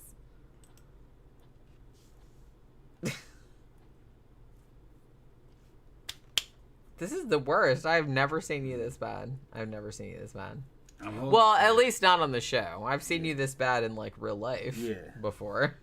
But I've never seen you this bad on the show. I'm trying to hold before. it together. Yeah. Okay. Yeah. I'm letting you do the show. Do the show. Yeah, but most of the fun of the Friday night show is, like, interaction, and you're not interacting. You're just kind of, like, laying there. Danny Rowling said a Monster energy drink would wake you up. Do you have any? Aren't there some in the fridge? It's not a Monster. It's a what is it? It's an energy drink from Dollar General. Well, that's like, it's probably the same shit. Go get it. Go get it. I thought you had some in the door. I got like 3 of them. Yeah, I thought you did. Yeah. I was gonna say, I thought he had some. I was in there getting my coffee creamer out earlier, and I was like, oh, he bought some energy drinks from the dollar store. I don't drink those because they taste like ass, but you know what I mean. He likes them. Tom in the doghouse tomorrow. He probably will be. Although the thing about it, I'll wake up as usual at 7 a.m. He won't wake up until noon. Then he'll come in and be like, Don't talk about me while I'm not around. why, you do. Intense. What is it called? Wait. What does it say? Electric citrus. Intense. Yeah. Taurine, ginseng, guarana. That's the Dollar General. It's probably got this. That's It's some got the generic same shit. shit in it as like fucking. I drank it before. Yeah, it's probably got the same shit in it as. I just like fucking the taste. Red Bull or I know they all taste the same to me. Like I said, they all taste like sweet tarts rubbed against someone's ass. Tried it. No. Sweet tarts rubbed against somebody's ass. Pretty much. That's how Jenny describes everything. It's always No, like that's sweet how I tarts to describe somebody's ass. energy drinks because that's what they all taste She's like full to of me. shit. That's what they all taste like to me. It tastes like if you took the worst flavor of sweet tart They do not taste and like rubbed it on your taint and then ate it. That's what they all They taste do taste like sweet tarts. They don't taste anything like ass, as far as I know. You're the only one that would know what an ass tastes like. I don't know what an ass tastes like. Oh, you wouldn't know that? See, no, I would not know. But it doesn't taste anything like ass. No. I'm just using ass as a general term as just something that doesn't really taste like it. No. Why do you keep trying? It's like sweet tarts. Why do you persist? It's like sweet tarts. I don't like sweet tarts either. And I especially don't like sweet tarts with whatever the fuck it is that they put in energy drinks that makes it taste like ass. You have. But every single time, he always tries to get me to drink it. He always tries to get me to drink it. And I'm just like... It does not taste like ass. I have never tasted a single one that tasted good. Sometimes... They're kind of like the sweet tarts that you get from fucking on Halloween. That doesn't make it better. They're all bad. The only energy drinks that I've had that were drinkable were the ones that were like coffee flavored. Like the Rockstar coffee ones. Those ones were okay. They're not great. I would rather just have like a regular coffee drink without all the bullshit that they put in there because it tastes weird to me. But those were the only ones that I could actually like drink without being like... It tastes fine. It tastes fine. To you. It tastes fine. To me, it doesn't. Yeah, Danny Rolling said the Monster Coffee Loca Mochas are my favorite. See, those are good. Like, those are okay. I wouldn't choose it, but if I had to, like, really kind of power up on caffeine and energy and stuff, yeah, I'd drink one of those. Those are all right. But honestly, like, I would rather just have a coffee drink without all the extra shit in it. Zach says iced or regular coffee. They're both good. They're both good. And honestly, like, depending on... I don't know. I like regular coffee most of the time, but I like iced coffee most of the time, too. Like, depends on what the weather is, I guess. Gramthars said, if I got that drunk, I'd be nursing a hangover until Monday. Zach says, I know what an ass tastes like. Of course you do, Zach. I kind of feel like most people do, probably, but they just won't admit it. Daniel Rolling said, the 300 shot Monster Energy Mocha and French Vanilla are pretty decent. Yeah, like I said, I've had the Loca, you know, whatever. What is it called? Loca Mocha? Look at Pook. That's pretty good. Pook, stop looking at it. She's over. Sitting over there looking at the fucking say, what? What's You're up, so Pook? weird, Pookie. You're crazy. Leave it alone. She gets very upset when the ceiling fan is on. Very upset. She keeps trying to like tell us that the ceiling fan is on. Yeah, it's like we know the ceiling fan is on. Yeah. But she's like, you guys. She keeps trying. She's like sitting over there on the thing. I see you. I know. And then she's very seriously looking. Yeah, like, oh, I don't understand. To both of us, like, what? Can you like do something about this or what? Yeah. Gramthar says my bunion is telling me this show is heading in a dark and belligerent direction. Zach says your bunion communicates with you. Damn, that's crazy. Where is this bunion located? It's on his foot somewhere. That wasn't what I thought, but okay. Yeah. Okay. I don't know if it's like so much dark and belligerent. I'm just kind of like mystified as to... Look at this. Look at this. No. I mean... Look at that. I'm going to have to leave soon. She's picking on me. I'm not picking on you. I'm just saying it's like, look at this. Look at this. I can't help it. You can't help it. No. You could have helped it earlier. I can't help it. I'm fighting it. But look what happened. All right. I kind of feel like I thought... Here, you want some of this? No. Okay. I told you. How many times do I have to tell you? I don't like those. Okay. I don't like those. I don't know why. Then shut up, then.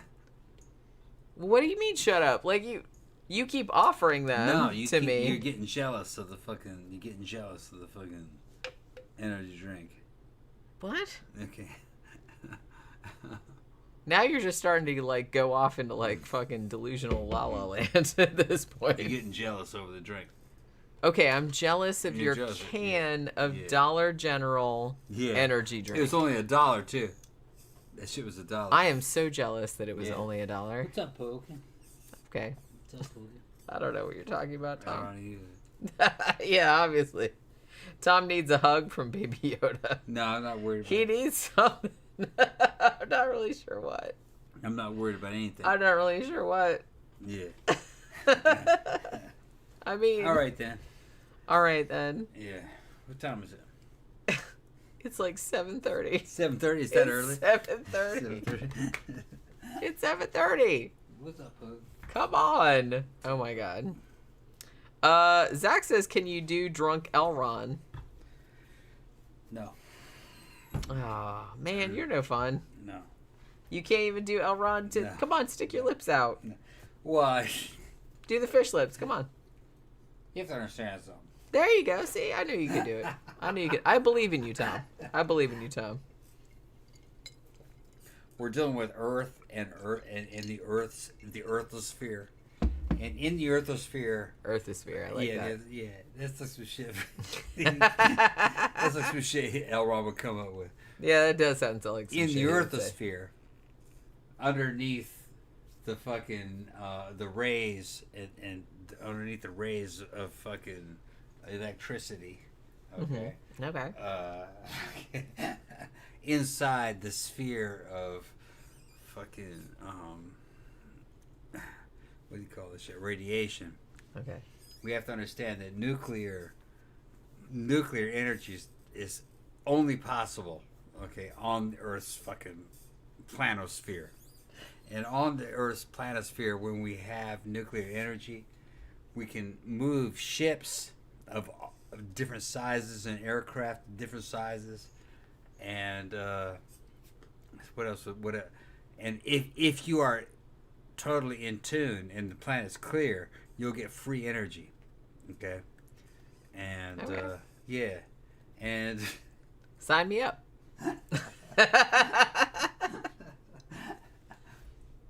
Sign me up to your cult. yeah. And then Take all my money. once the planet's clear.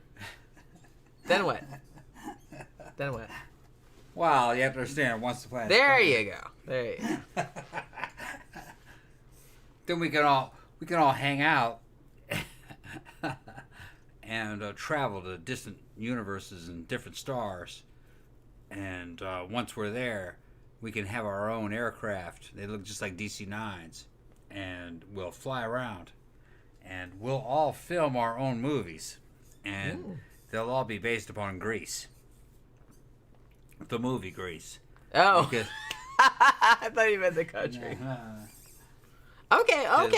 I'm down with that. I really like Greece. So we're gonna do like a whole extended universe of like Grease the movie. Well, of course, because All spin-offs. Can we do like all spin-offs of like all the John characters Travolta and is stuff? one of our greatest Scientologists. Of course. And he made the movie Grease, and it was a musical about high school. And high schools everywhere throughout the entire galactic continuum. And in some universes, like all the high school students are 40 years old. So there's that too. High school students are always 40 years old because they have sex.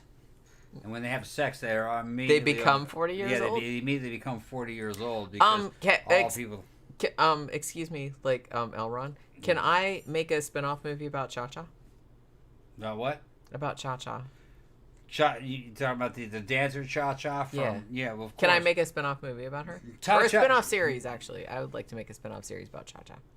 You gotta understand something. May I do that? Cha-Cha Is that allowed? Cha-Cha existed on another planet.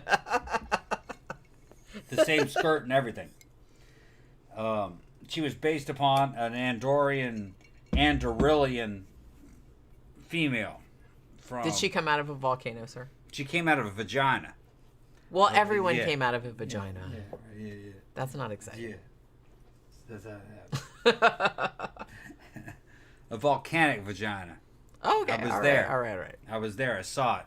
Wow. I saw it. I licked it. We did the whole There was lava involved. It was Yeah, the whole thing. of course, It was the whole thing. of course, All right. All right.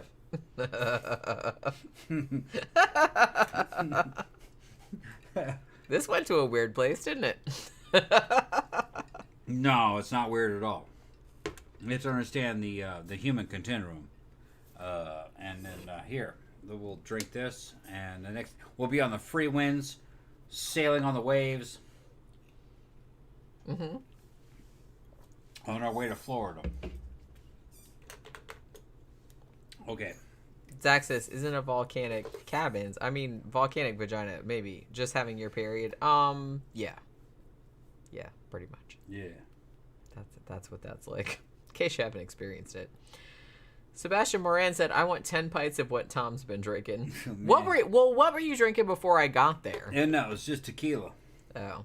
Tequila. He was drinking tequila before I got there. Yeah. And then when I got there, I got just a screwdriver. And then he started getting screwdrivers. And I think he had one or two more like after I was there. Yeah. I don't know how much I drank. A lot. Yeah. Obviously. Yeah. A lot. Tequila and vodka. You mixed your liquors. Yeah. I think that's a myth, though. No, it's all the same. That's what I'm saying. I think a lot of people have a thing where it's like, oh, don't mix the liquors together. Or don't. Isn't there like that thing? It's like, what's that fucking saying that everybody says? You can't jump down beer against liquor. Well, what? Beer after liquor, never sicker, or something like. I can't remember what it is, but they're just like, don't mix like beer and liquor. But honestly, it's all alcohol, and I really don't. The dumbest one is that you're not supposed to be fucking swimming after you drank. That's fucking ridiculous. Well, they just don't want you to drown. Yeah, it's ridiculous. Because I could see, I've been drunk enough that if I went swimming after, I would probably have drowned. Yeah. So I can see that. But, so maybe that's what they're talking about. I don't know what they're talking about. I think that's what they're talking about. Because I'm sure that's probably happened. I could see that happening. Because, like I said, I've been drunk enough where totally, like I said, hey, I'm going to go swim in fucking Lake Eola or something like that. And then I went swimming and then I drowned. I could see that. So maybe that's what they're getting at. I never really heard that so much, though. I heard that more as like, well, wasn't it always kind of like, don't swim after you eat? Like for an hour? Because you're going to get cramps or something? I don't know. Dave says, dealing with my youngest son's first breakup. Sat and watched High Fidelity together. Aw, High Fidelity is such a good movie. Other suggestions for great breakup movies. Oh, shit. High Fidelity's great, but, man, I'm trying to think of, like, some better breakup movies. I could probably think of, like, some good ones, maybe, if I wasn't inebriated also. I mean, High Fidelity is good. Man, I need to, like, rewatch that. I saw that in the theater, I think. You probably never seen it, right? Never heard of it. Okay. No, I never even heard of it. It's good. John Cusack is in it. It's based on a Nick Hornby novel, is it not? Yeah. I mean, I remember that being really good. It was like a guy that like worked at a record store. It's good. It's really good. Danny Rowling said, hopefully some good movies come out to see on Thanksgiving Day. Is anybody excited about, I don't know much about it, admittedly, but isn't there a new Knives Out movie coming out? I said it like twice. With Daniel Craig. Yeah, there is. Because I really liked Knives Out. It's all right. And so he's going to like play another, like he's going to do another thing like as that same character. It's called Glass Onion, like the Beatles song. Yeah. So, I don't know. It might be good. I want to see it. Rebecca says, only breakup movies I know result in murder. Yeah, that's kind of like, that's what I was thinking of too. I was, for a second, like my brain went there. I'm like, breakup movies. And I'm like, oh wait, no, somebody got killed at the end of that one. That's probably not what he's talking about. Wasn't Say Anything a breakup movie also with John Cusack? That was the first thing that jumped to my mind. Was that technically a breakup movie though? Because they did kind of get, well, they kind of got together in the end though, right? But I mean, Say Anything was still good though. I'll watch John Cusack in anything. He's fucking awesome. I love John Cusack. What's you doing, Poop? Yeah, good. You all right? Yeah, she's over there looking at me. What you doing, Poop? She's Yeah. looking at you like all askance. Yeah, huh? Like, what's the What? matter with Daddy? Yeah. She's like, what? Is he going to be able to give me meat sticks later? Because I don't she's really only worried know. about herself. Come on, Boog. Come Well, here. yeah, that's her thing. Yeah. Because we have like there's like a routine where, you know, it's like 7, 8 o'clock at night. Everybody like kind of gets ready for bed or whatever, and then we get in bed to like watch movies. And then Pookie comes running into the room, and she's like, "Can I have a meat stick, please?" And Yeah. she'll like sit by the bed and like make her cute little face She'll because chew we on 'em. keep the meat sticks like in. Yeah. You know, the thing by the bed, like the nightstand. So she knows that's where they are. So she comes in, she makes like big eyes, like Yeah. meat stick time. So she's used to like, you know, Daddy taking the meat stick out of the thing and like holding it, because she'll sit there and like lick it and then bite it. It's like a whole routine.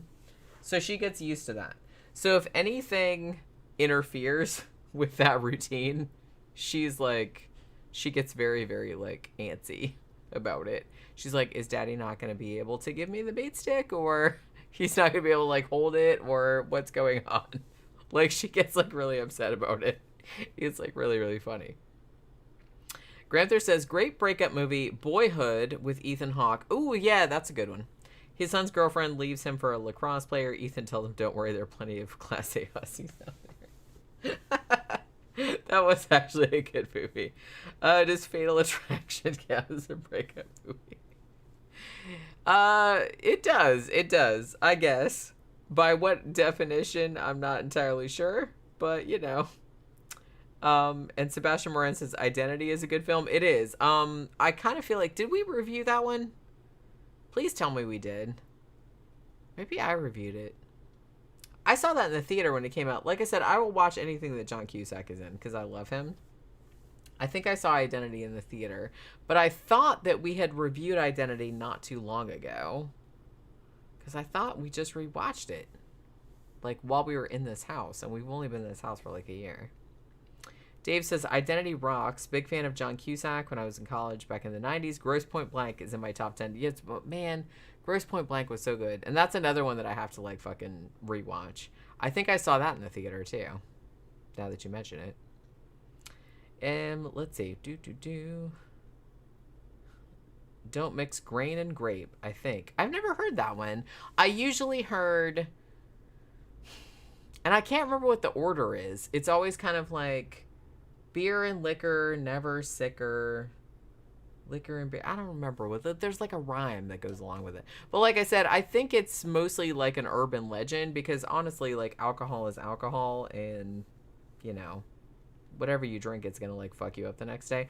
Although I have like in my personal experience, I have had a thing where different types of alcohol do affect me in slightly different ways. Not always, but sometimes. Like, if I go out somewhere where they don't have hard liquor, and so I usually just drink beer.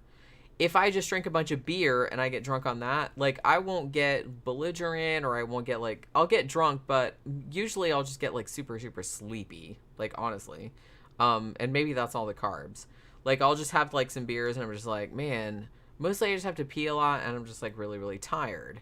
Whereas if I go out and drink, you know, a shit ton of vodka or a shit ton of, you know, other hard liquor, then usually I'll get, like, super, super, ooh, like, party mode, or I'll get really, really angry. Both of those things. Whiskey tends to make me angrier than vodka, but not always. And gin, as much as I love gin, if I will usually like throw up if I drink gin. But I think that's just because of the like acidity more than the alcohol. I think that's just because, you know, you drink it and it has kind of like lime and all that kind of other kind of stuff in it. And like there's so much, it's so acidic that usually it just makes me want to barf. So that's what that happens. So if I drink more than one gin and tonic, I'll usually throw up. Zach says No Time to Die is technically a breakup movie too. Okay. I guess it is. Blue Moon is my favorite beer, says Zach. Yeah, Sebastian said you did Jenny Matinee Lab. I thought we had. I was pretty sure that we had covered that movie at some point. We did Identity, right? The one with John Cusack and like all, and they were all his personality. Ooh, spoiler alert. They were all his other personalities. I don't remember. Okay. Well. Yeah. Right. Yeah. All right. Can I run to the bathroom I'm now, or fucking- are you gonna I'm be trying able come to back. like? Go ahead. Are you go gonna? ahead, go ahead. Are you gonna be able to talk? Go ahead. or? Go ahead. Okay. I'll talk through the whole thing. We'll see. Yeah. I can hear you. See, she doesn't believe me. No, I don't. She doesn't believe me. Pookie, don't watch me on TV, okay? Don't be weird. She's trying to tell the cat not to watch her while she pees. Well, she's standing She's in the fucking. bathroom. Shut the will door. watch me go Shut to the the door. bathroom. Shut the It's door. weird. And I was like, There's a don't be door weird. on that bathroom anyway. Don't be weird. Pookie, do not watch your mama take a pee. Don't do it. See, she doesn't think I can actually talk through the fucking break. Okay, I'm gonna talk. I'm gonna see what everybody's saying. I'm gonna put my shit on. Everything's fine.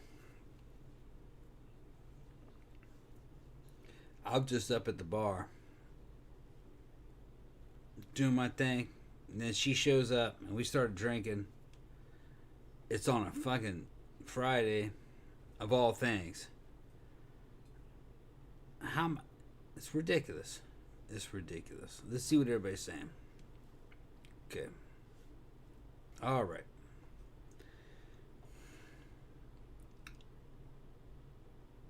Okay. Let's see. Zach says that No Time to Die is a breakup flick. Yeah, it kind of was a breakup flick, but they had to break up because fucking Bond got killed. That was a good flick, though. I liked No Time to Die.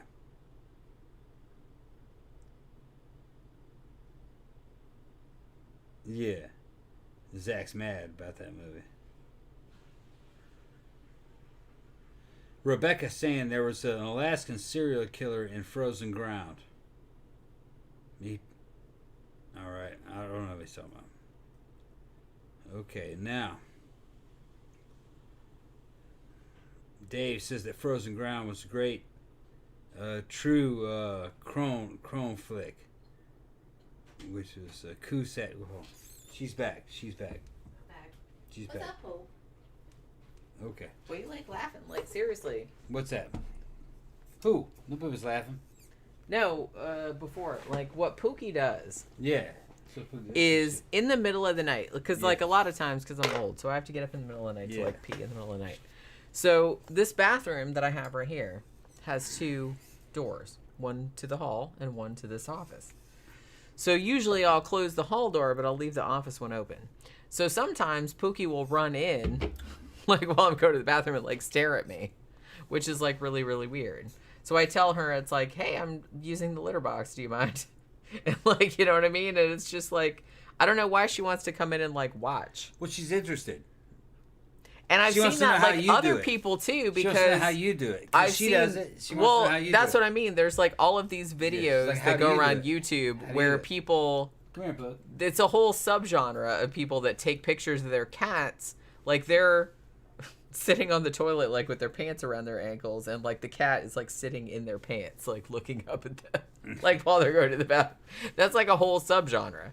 She never does that, but she does like sometimes run in if you leave the door open and be like, "Hey, what you doing?" And I'm like, "Okay, She wants to know how you do it. I'm going to the bathroom, Poke." Yeah. Yeah. Everybody goes to the bathroom, huh? You want to go to the bathroom? She goes Look to the bathroom. at her. You want to know how you do it. Oh right? my God! Look, she's all like intense. She's like, don't touch me. She's trying to run away. You trying to run away? Trying to run away? Yeah. She's like, yeah, I don't Daddy's want fucked up. She knows. Yeah, she knows. She knows. Go ahead. Now she's looking back at me. What's up with you? Yeah. She knows something's matter with you. Don't do that. She's like, why? She's like, what? Why are you? She's looking at him. Her little tail is like, What? what? Yeah. She Funny doesn't. cat. She doesn't know what to make of you, No. Tom. Now she's fucking laying down, looking at me. He'll be Okay. all right. It's all good. Just folks. give him some time. Yeah, it's all good. He'll recover. Yeah. She's like, I'm not really sure what to do about this. You were fucked up. Yeah, Did she ya? knows. Like I Yeah. said, Okay. She knows when people are fucked up, and she knows when people are mad or if they're in a bad mood or something like that. She's like, she's very, very good at like reading people's emotions. Charlie says, hi from Argentina. Love this show. Oh, that's good. Because Thank you very much, Charlie. Holy crap. All the way down in Argentina, that's like on the other side of the planet. Well, it's the other side of that side of the planet, like not the other side of that side. Vertically, not horizontally. I miss South America though. I miss South America. Yeah. I know you do. Yeah. Where are you in Argentina? So you must be Buenos Aires, maybe even more south, down by fucking Antarctica. We'll see. Yeah, I mean, I'm glad people are enjoying it because I'm not really sure like what to make of this whole situation. I've seen you like really drunk before, but I've never seen you this drunk on the show. Some people don't like Daniel Craig films. I'm not worried about all that. I actually want to see. I know they don't, Onion. but it's like I want to see the Glass Onion again because well, no, we haven't seen Glass Onion yet. That's I want to see it. But Knives Out. I saw Knives Out. Yeah, we saw Knives Out at the theater. It was good. I really liked Knives Out. Well, I like murder mysteries, and I liked that it was like an old school murder mystery because they don't make a lot of those anymore. And I kind of liked that. It kind of like reminded me of like old shit from like the 70s, and I was like kind of into that, you know? Rian Johnson's fucking Star Wars fucking sucked, but fucking Knives Out, I liked it. Well, I kind of feel like that's more like the shit that he likes to do. Right. Like I said, old school, like Agatha Christie type horror, which, like I said, I'm into that. Like, I like those old kind of like mystery kind of. Well, if it's playing, we got AMC. We'll run down and see it. Yeah. Okay. Well, I told you there's a million fucking movies. I don't even know if a lot of them are playing anymore, but there's a lot of ones that. I still want to see Nope.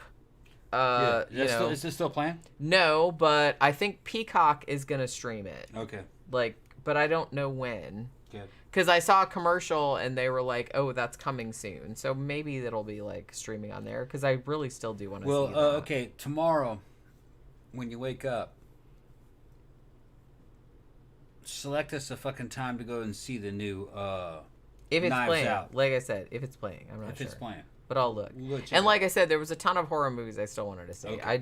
We never got to see Black Phone. I still wanted to see Smile. I don't know if that's still playing or not.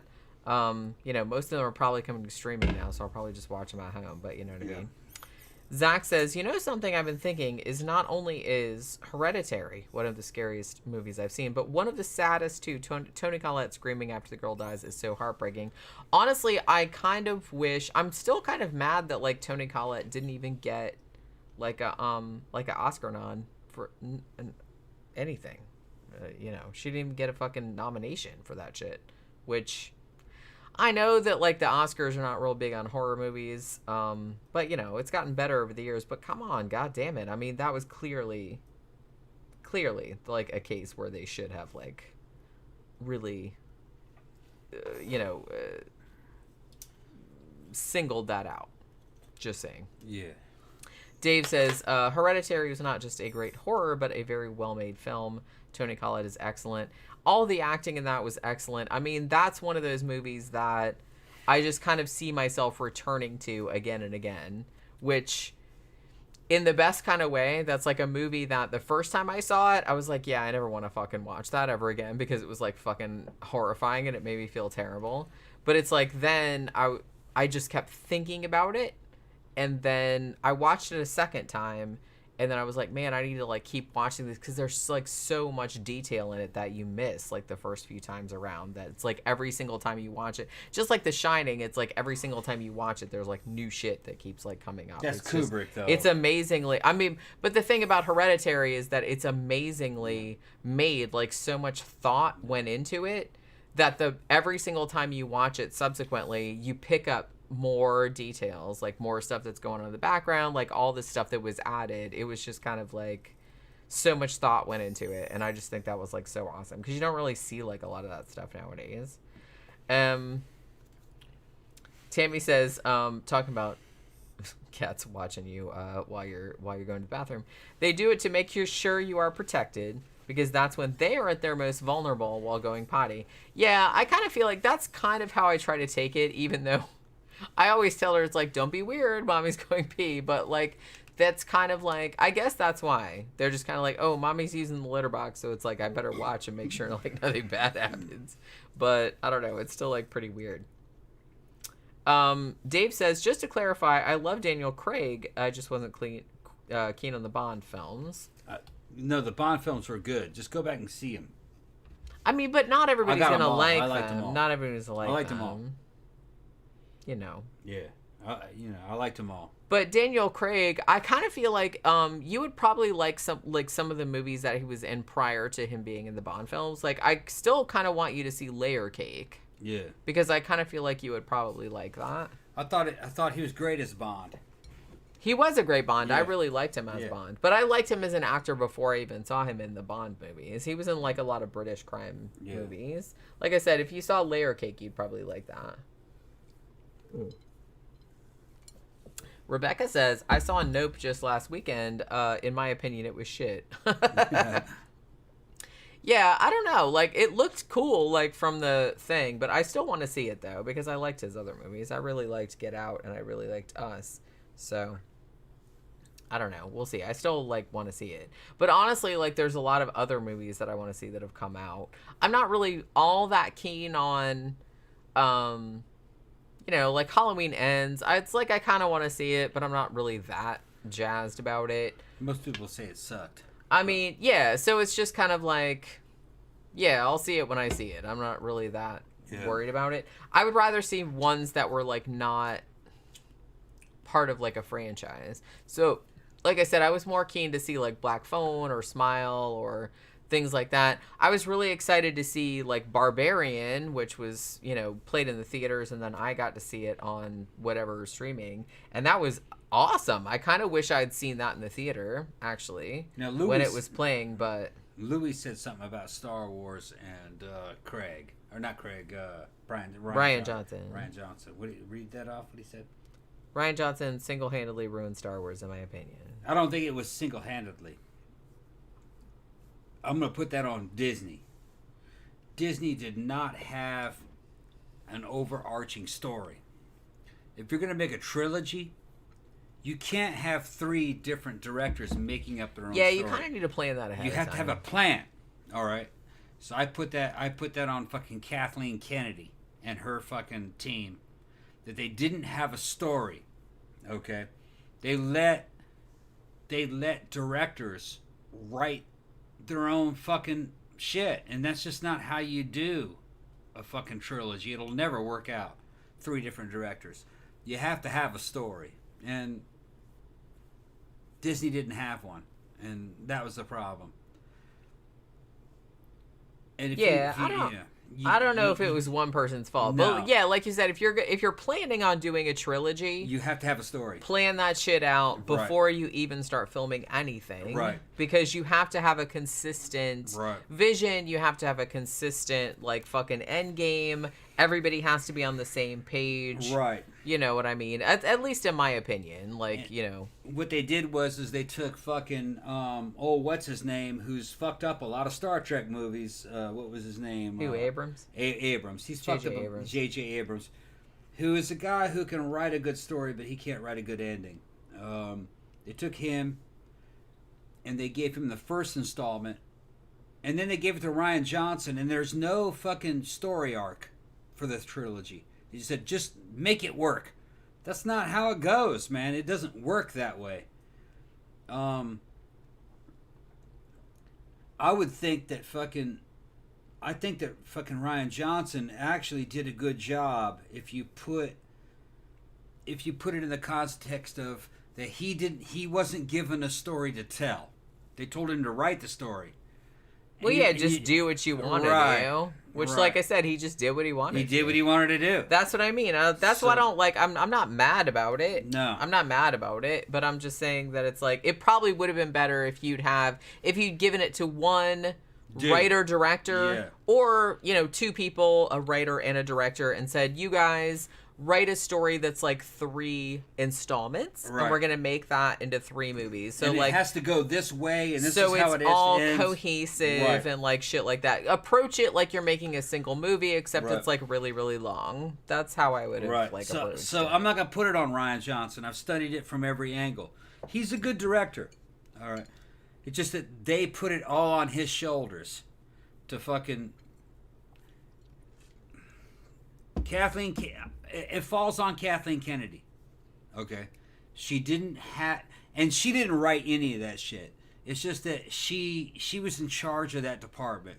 There should have been a story outline for all the directors that were going to be on the project. Like, this is how the story goes. Here's your story arc. Make that shit. This is how it's going to go. Make it work. It would have been a lot better. They just told them to write it as they go, and that won't work. That won't work. Well, that kind of works out the way a lot of the sequels worked out, like in the 80s, before they even knew, like, oh, we're going to make a movie, and we didn't even know if it was going to be successful. But then it was successful, so everybody said, oh, make a sequel. And then we're like, well, shit, now what do we do? And then they had to, like, fucking backwrite some shit that, like, fit into the older shit. So I kind of feel like nowadays, now that everybody knows that it's like we're going into this knowing that, you know, it's going to be a series or it's going to be a trilogy, you really need to like plan for that going into it. So you have a vision from the get-go so everything is cohesive. Right. I'm a big fan of like theming from the beginning, and that's something that really has to come with like planning. Yeah. Because J.J. Abrams' his installment wasn't bad. They were building on something that was good. And then fucking Rian Johnson comes in. Yeah, Rian Johnson comes in, and his story wasn't bad either. It's just that it's starting to fall apart now. Okay, and some of the shit that was in there, some of the scenes just were not in the same tone. The fucking flying Princess Leia through space. No, that wasn't that wasn't Star Wars' tone. The casino scene, that was Star Wars, but that was bad Star Wars. All right, that was like something out of the prequels, worse. And then the third movie.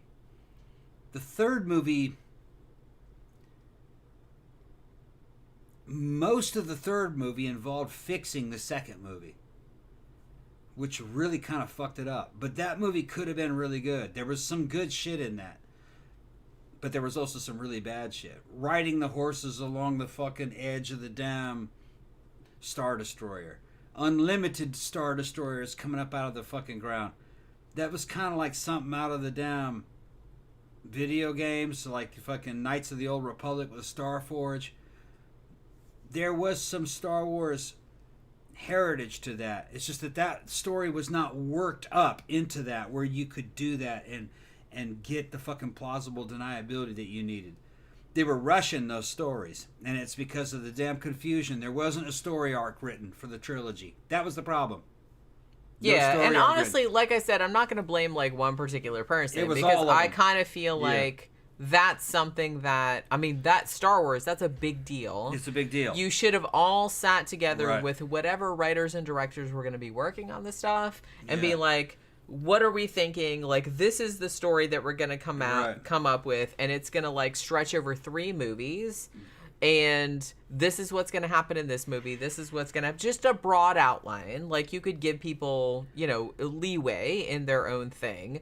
But it's just kind of like, we want to establish at the beginning, like, what's the tone going to be like? What's the whole thematic thrust of the thing going to be like over the 3 movies? Yeah. Like, I just kind of feel like they didn't really do that. And that's kind of like a shame because, I mean, especially in this day and age when everybody is so focused on, you know, the bigger picture, and it's like, you know, we're, you know, doing a whole series or we're doing a trilogy or whatever. Like, everything is focused on that more than like just a one-off story.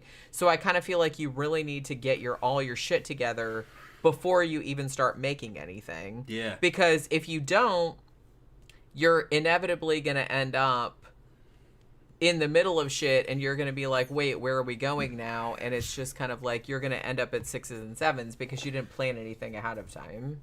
Especially in a world where you have a bunch of fucking Star Wars fans online. Well, that too, and that's like I said, that adds like a million times right. like more. Right. Now there's good Star Wars out there. Mandalorian season 1 and 2, I thought were fucking awesome. I thought they were fucking great. Now the Disney Corporation and the people in charge of the Disney Corporation, they're fuck ups. All right. They never should have dipped their feet into politics and what the public thinks. Fuck the public and fuck politics. That's not what Star Wars was. Star Wars is not supposed to be divisive. It's just supposed to be a story. It's a fucking Western. It's a samurai Western. That's all it is. Okay? It's not supposed to be there to teach people anything. You know? That's not what it was. So, what was his name? Fucking, Filoni? No, what was the guy that did the fucking, the 2 Star Wars seasons? I thought they were great for Mandalorian. Jon Favreau. Favreau, yeah. I think that guy really should be in charge of Star Wars because he is in some of the Marvel movies too. Yeah, and the reason why I think he should be in charge of Star Wars is because he understands the tone. He loves Star Wars. He loves Star Wars and he knows the tone. He's a super fan. Okay. Yeah, he's also a Marvel super fan. Yeah. Because Star Wars is tone. He's in a lot of the Spider-Man movies. Yeah. If you didn't know. You got motherfuckers that think it's visuals, that Star Wars is about what it visually looks like. No. It's emotional tone. And first and second season of Mandalorian, the tone was correct. That's Star Wars. It's a samurai flick, man. It's fucking Kurosawa. All right, that's what it is. Well, like I said, and a lot of people pointed out that The Mandalorian, the reason why it worked was because it was essentially based on Lone Wolf and Cub. Yeah, Lone Wolf and Cub. It's a it's a samurai movie. Sure. It's Japanese with a Western flair, and he understands that. A lot of corporate fucking suits don't really get it. All right, they don't know what made Star Wars strong, what made it great. It's just like what they're doing with fucking... It's just like what they did with fucking Indiana Jones. Okay? Spielberg knew what made fucking Indiana Jones strong. All right? That was a Spielberg thing. It was a retro fucking series is what it was. You have to look at this from the viewpoint of the 1930s. Yeah, it was like an old serial. Yeah. That was kind of like the tone they wanted from the beginning. Right. And it worked in that context. You can't modernize Indiana Jones. It was not what people liked. People liked that it was like a throwback. Right. They liked that tone of it. It was retro back in the 70s. You can't fucking modernize that. It was fucking old school and traditional. And that's what made it great. Because there were certain things back in the 30s that they got right. The 30s was nothing to laugh at. We're watching 30s horror movies. We just watched Dracula's Daughter last night. Which we will be reviewing on Tuesday, yeah. by the way. They knew what they were doing back in the 30s. It wasn't modern, but they understood the way people were. They were very strong stories. Because they were simple. They were primal. All right? And people like that kind of shit. Although I will say that a lot of the stuff that flew in the 30s and 40s, I don't think it would fly nowadays because it wasn't as sophisticated. Right. Like, because you have to like make adjustments for nowadays. People are a lot more, whether you like it or not, people are a lot more sophisticated in regards to storytelling and in regards to like all different kind of things like having to do with movie making and stuff like that. So you can't really get away with a lot of stuff that you would have got away with back in the 1930s, because back then, yes, it was very simplistic and a lot of that still works nowadays, but I don't know if you could make a movie like if you made a movie that was exactly like one from the 1930s, like with the same pacing and the same kind of acting and everything like that, that would not fly. It would not fly. No. Because too much time has passed. Yeah. People are a lot more... I'm not saying people back then were unsophisticated, but I'm just saying that, like, people nowadays are a lot more media savvy. You know what I mean? So it's like they've seen all of the movies, you know, subsequently since the 1930s. So it's like we're a lot more aware of, like, storytelling tricks and, like, fucking, you know, anything to do with media. So people are a lot more sophisticated in that regard. So you can't really like get away with the same kind of stuff that you got. Well, if you look at Indiana Jones though, it was 30s, but it was updated. That's what I mean, and I think that was and that's what I mean. I think that's why the Indiana Jones movies worked, is because they took all the best shit from like the 1930s serials, but they updated them only as far as they needed to, right?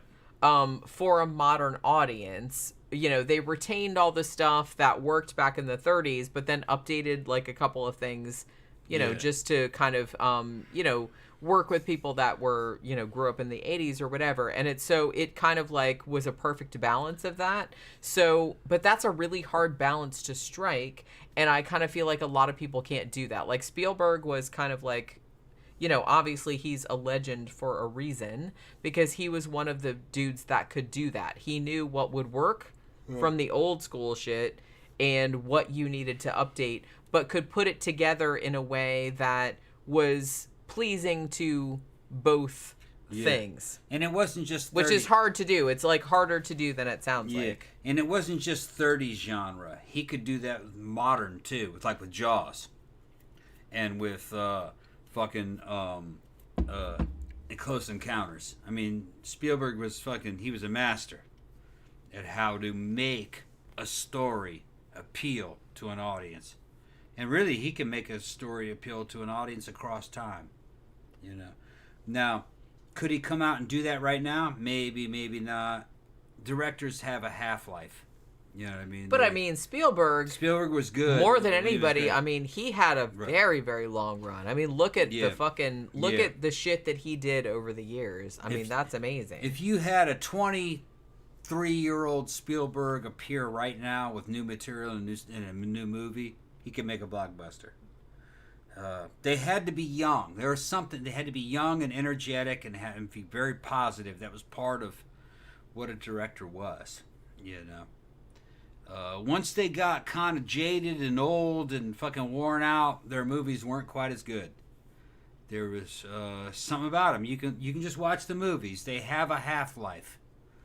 Well, I kind of feel like that happens to anybody, like anybody that has any kind of like artistic bent, or anybody that is into like an art form that trades on being progressive or cutting edge or anything like that. Obviously, younger, you know, people, younger directors, younger artists, stuff like that, that's going to be like the vanguard. Yeah. Once people get older and more comfortable, it's like they don't need to, like, you know, somebody like Steven Spielberg, maybe like after he made like his millions, he's like, I don't really need to innovate anymore. I don't really need to like go outside of the box anymore. Like once that kind of happens, you kind of like lose the impetus. Not always, because some people kind of still stay innovative. Like, you know, like I said, I bring up a lot like people like David Lynch or, you know, somebody like that who's still fucking weird even though he's like old. But he's always been outside of the mainstream.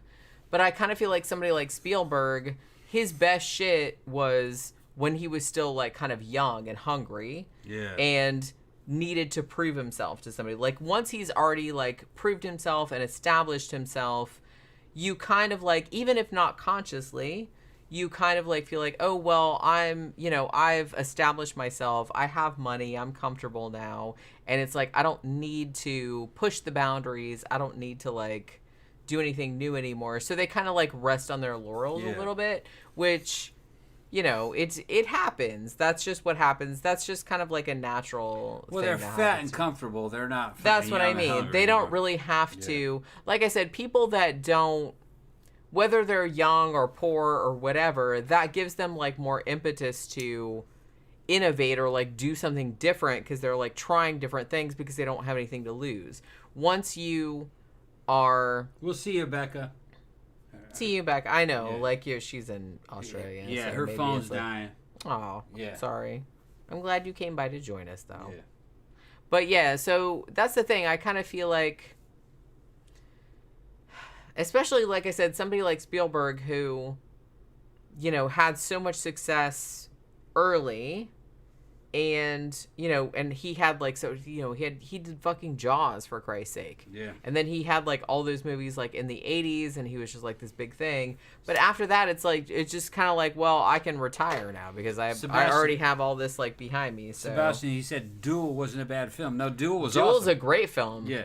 Well, and that is a made-for-TV type film, and he was good. It's real good. Well, yeah, that was Steven Spielberg, one of his earliest TV films, and based on a short story by Richard Matheson, who is actually one of my favorite authors. I have a book somewhere. It's somewhere. I think it's on that shelf over there. That is Duel and like a lot of other Richard Matheson short stories. But in case you guys didn't know, like Steven Spielberg did a lot of TV movies like early on in his career. Duel, his best known, but he also did one called Something Evil, which was kind of like a haunted house / paganish kind of thing, and that is also worth watching. It's not as good as Duel, I'm not going to say that, but Something Evil is actually like really good too. So if you haven't seen that, like check that out also. Like I think I wrote about it like a long time ago, but I feel like a lot of people haven't seen that one. A lot of people talk about Duel, but not so much that one. Do you want to get something to eat? Yeah, probably. Okay, we'll make us something to eat.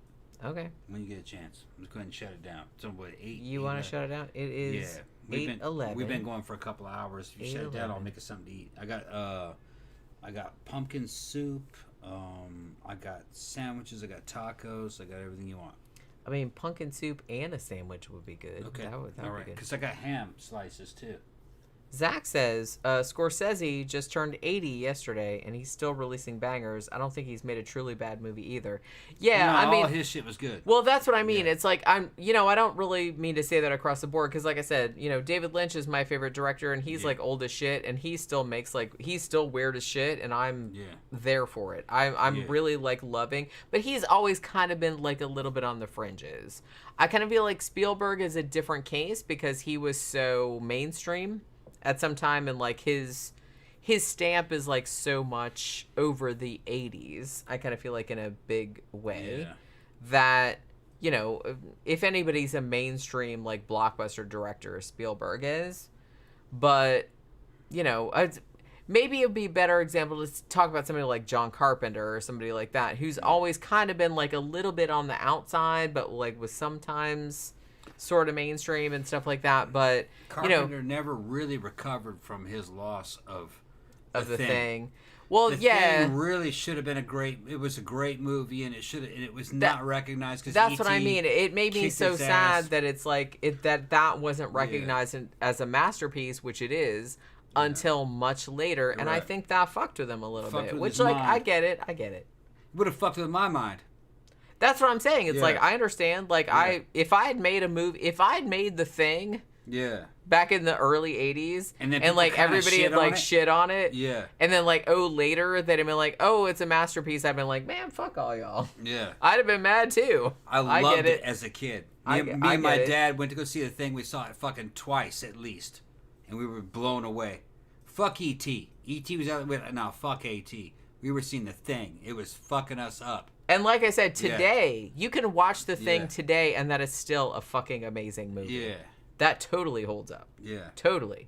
Great film. And a lot of movies don't from that era, but that movie is absolutely... But it just makes me sad that it took so long for people to recognize how fucking awesome it was. But I can understand, like, how Carpenter was, like, pissed off by that. Because I don't know John Carpenter personally, but, like, I've seen, like, enough interviews with him. It's like, he's a very, very... I don't want to say like iconoclastic, but he's a very, very like anti-authority. He's a very, he doesn't like the whole studio system. He likes to do his own thing. So it's like if he makes a movie and people don't really get it, like he gets kind of like pissed off about it. Yeah.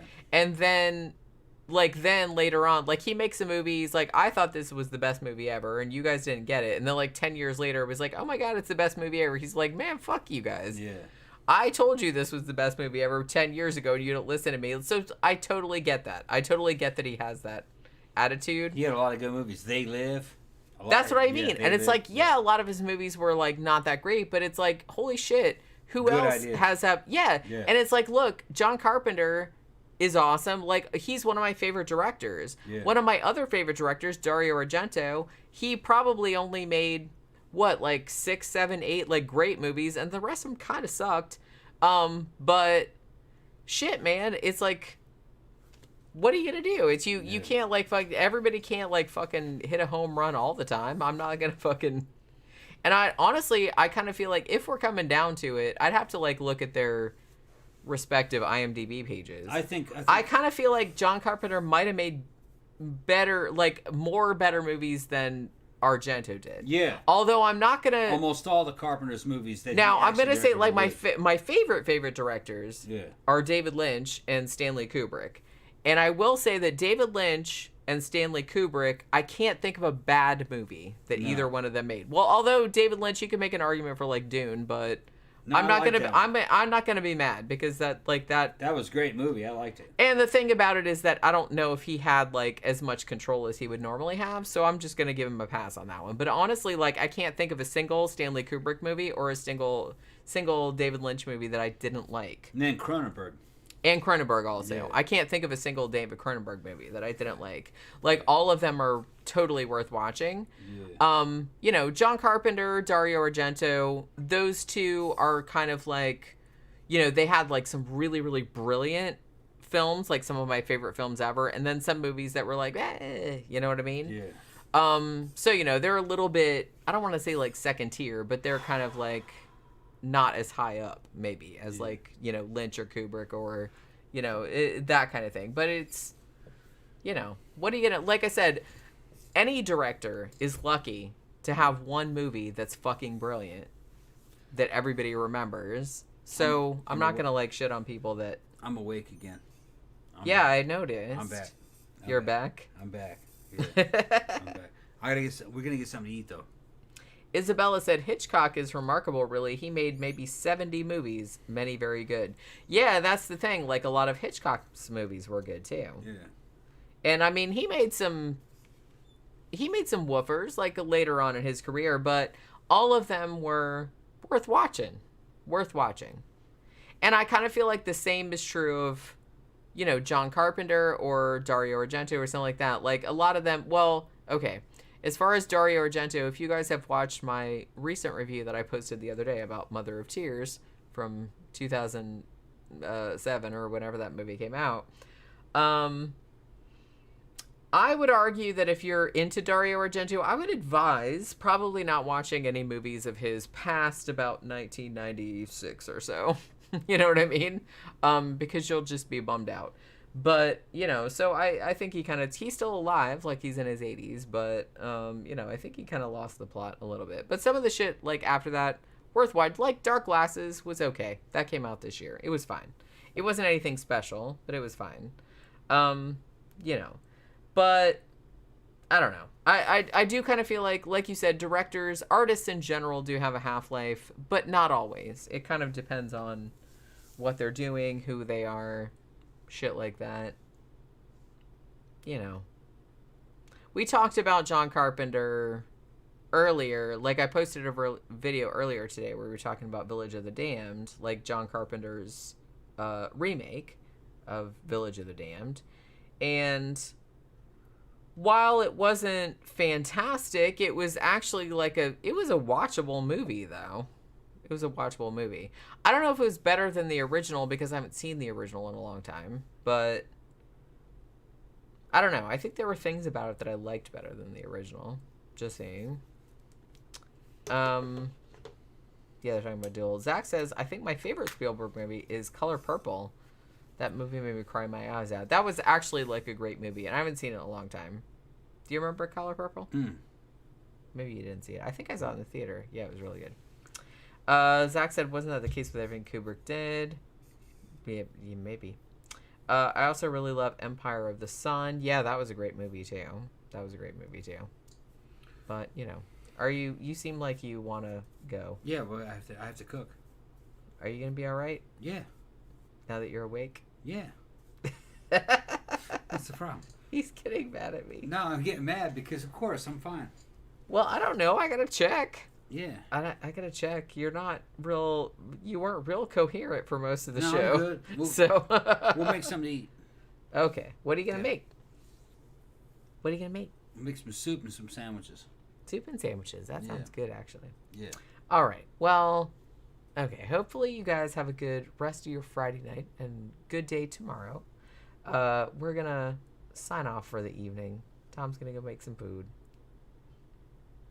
He's been at the biker bar all day. It's a whole thing. Mm-hmm. So we'll be back Sunday. Now on Sunday for the matinee show, we're gonna be talking about the Spanish language Dracula from 1931. Good movie. The Universal one. Because Go we watch watched it. it. It's on Tubi. Yeah. Because we were curious. Because remember, we talked about the Bela Lugosi Dracula from 1931. And I mentioned that there was a Spanish language version that they shot at the same time, like at night, while they were shooting the Dracula during the day. So we were curious, and so we watched it.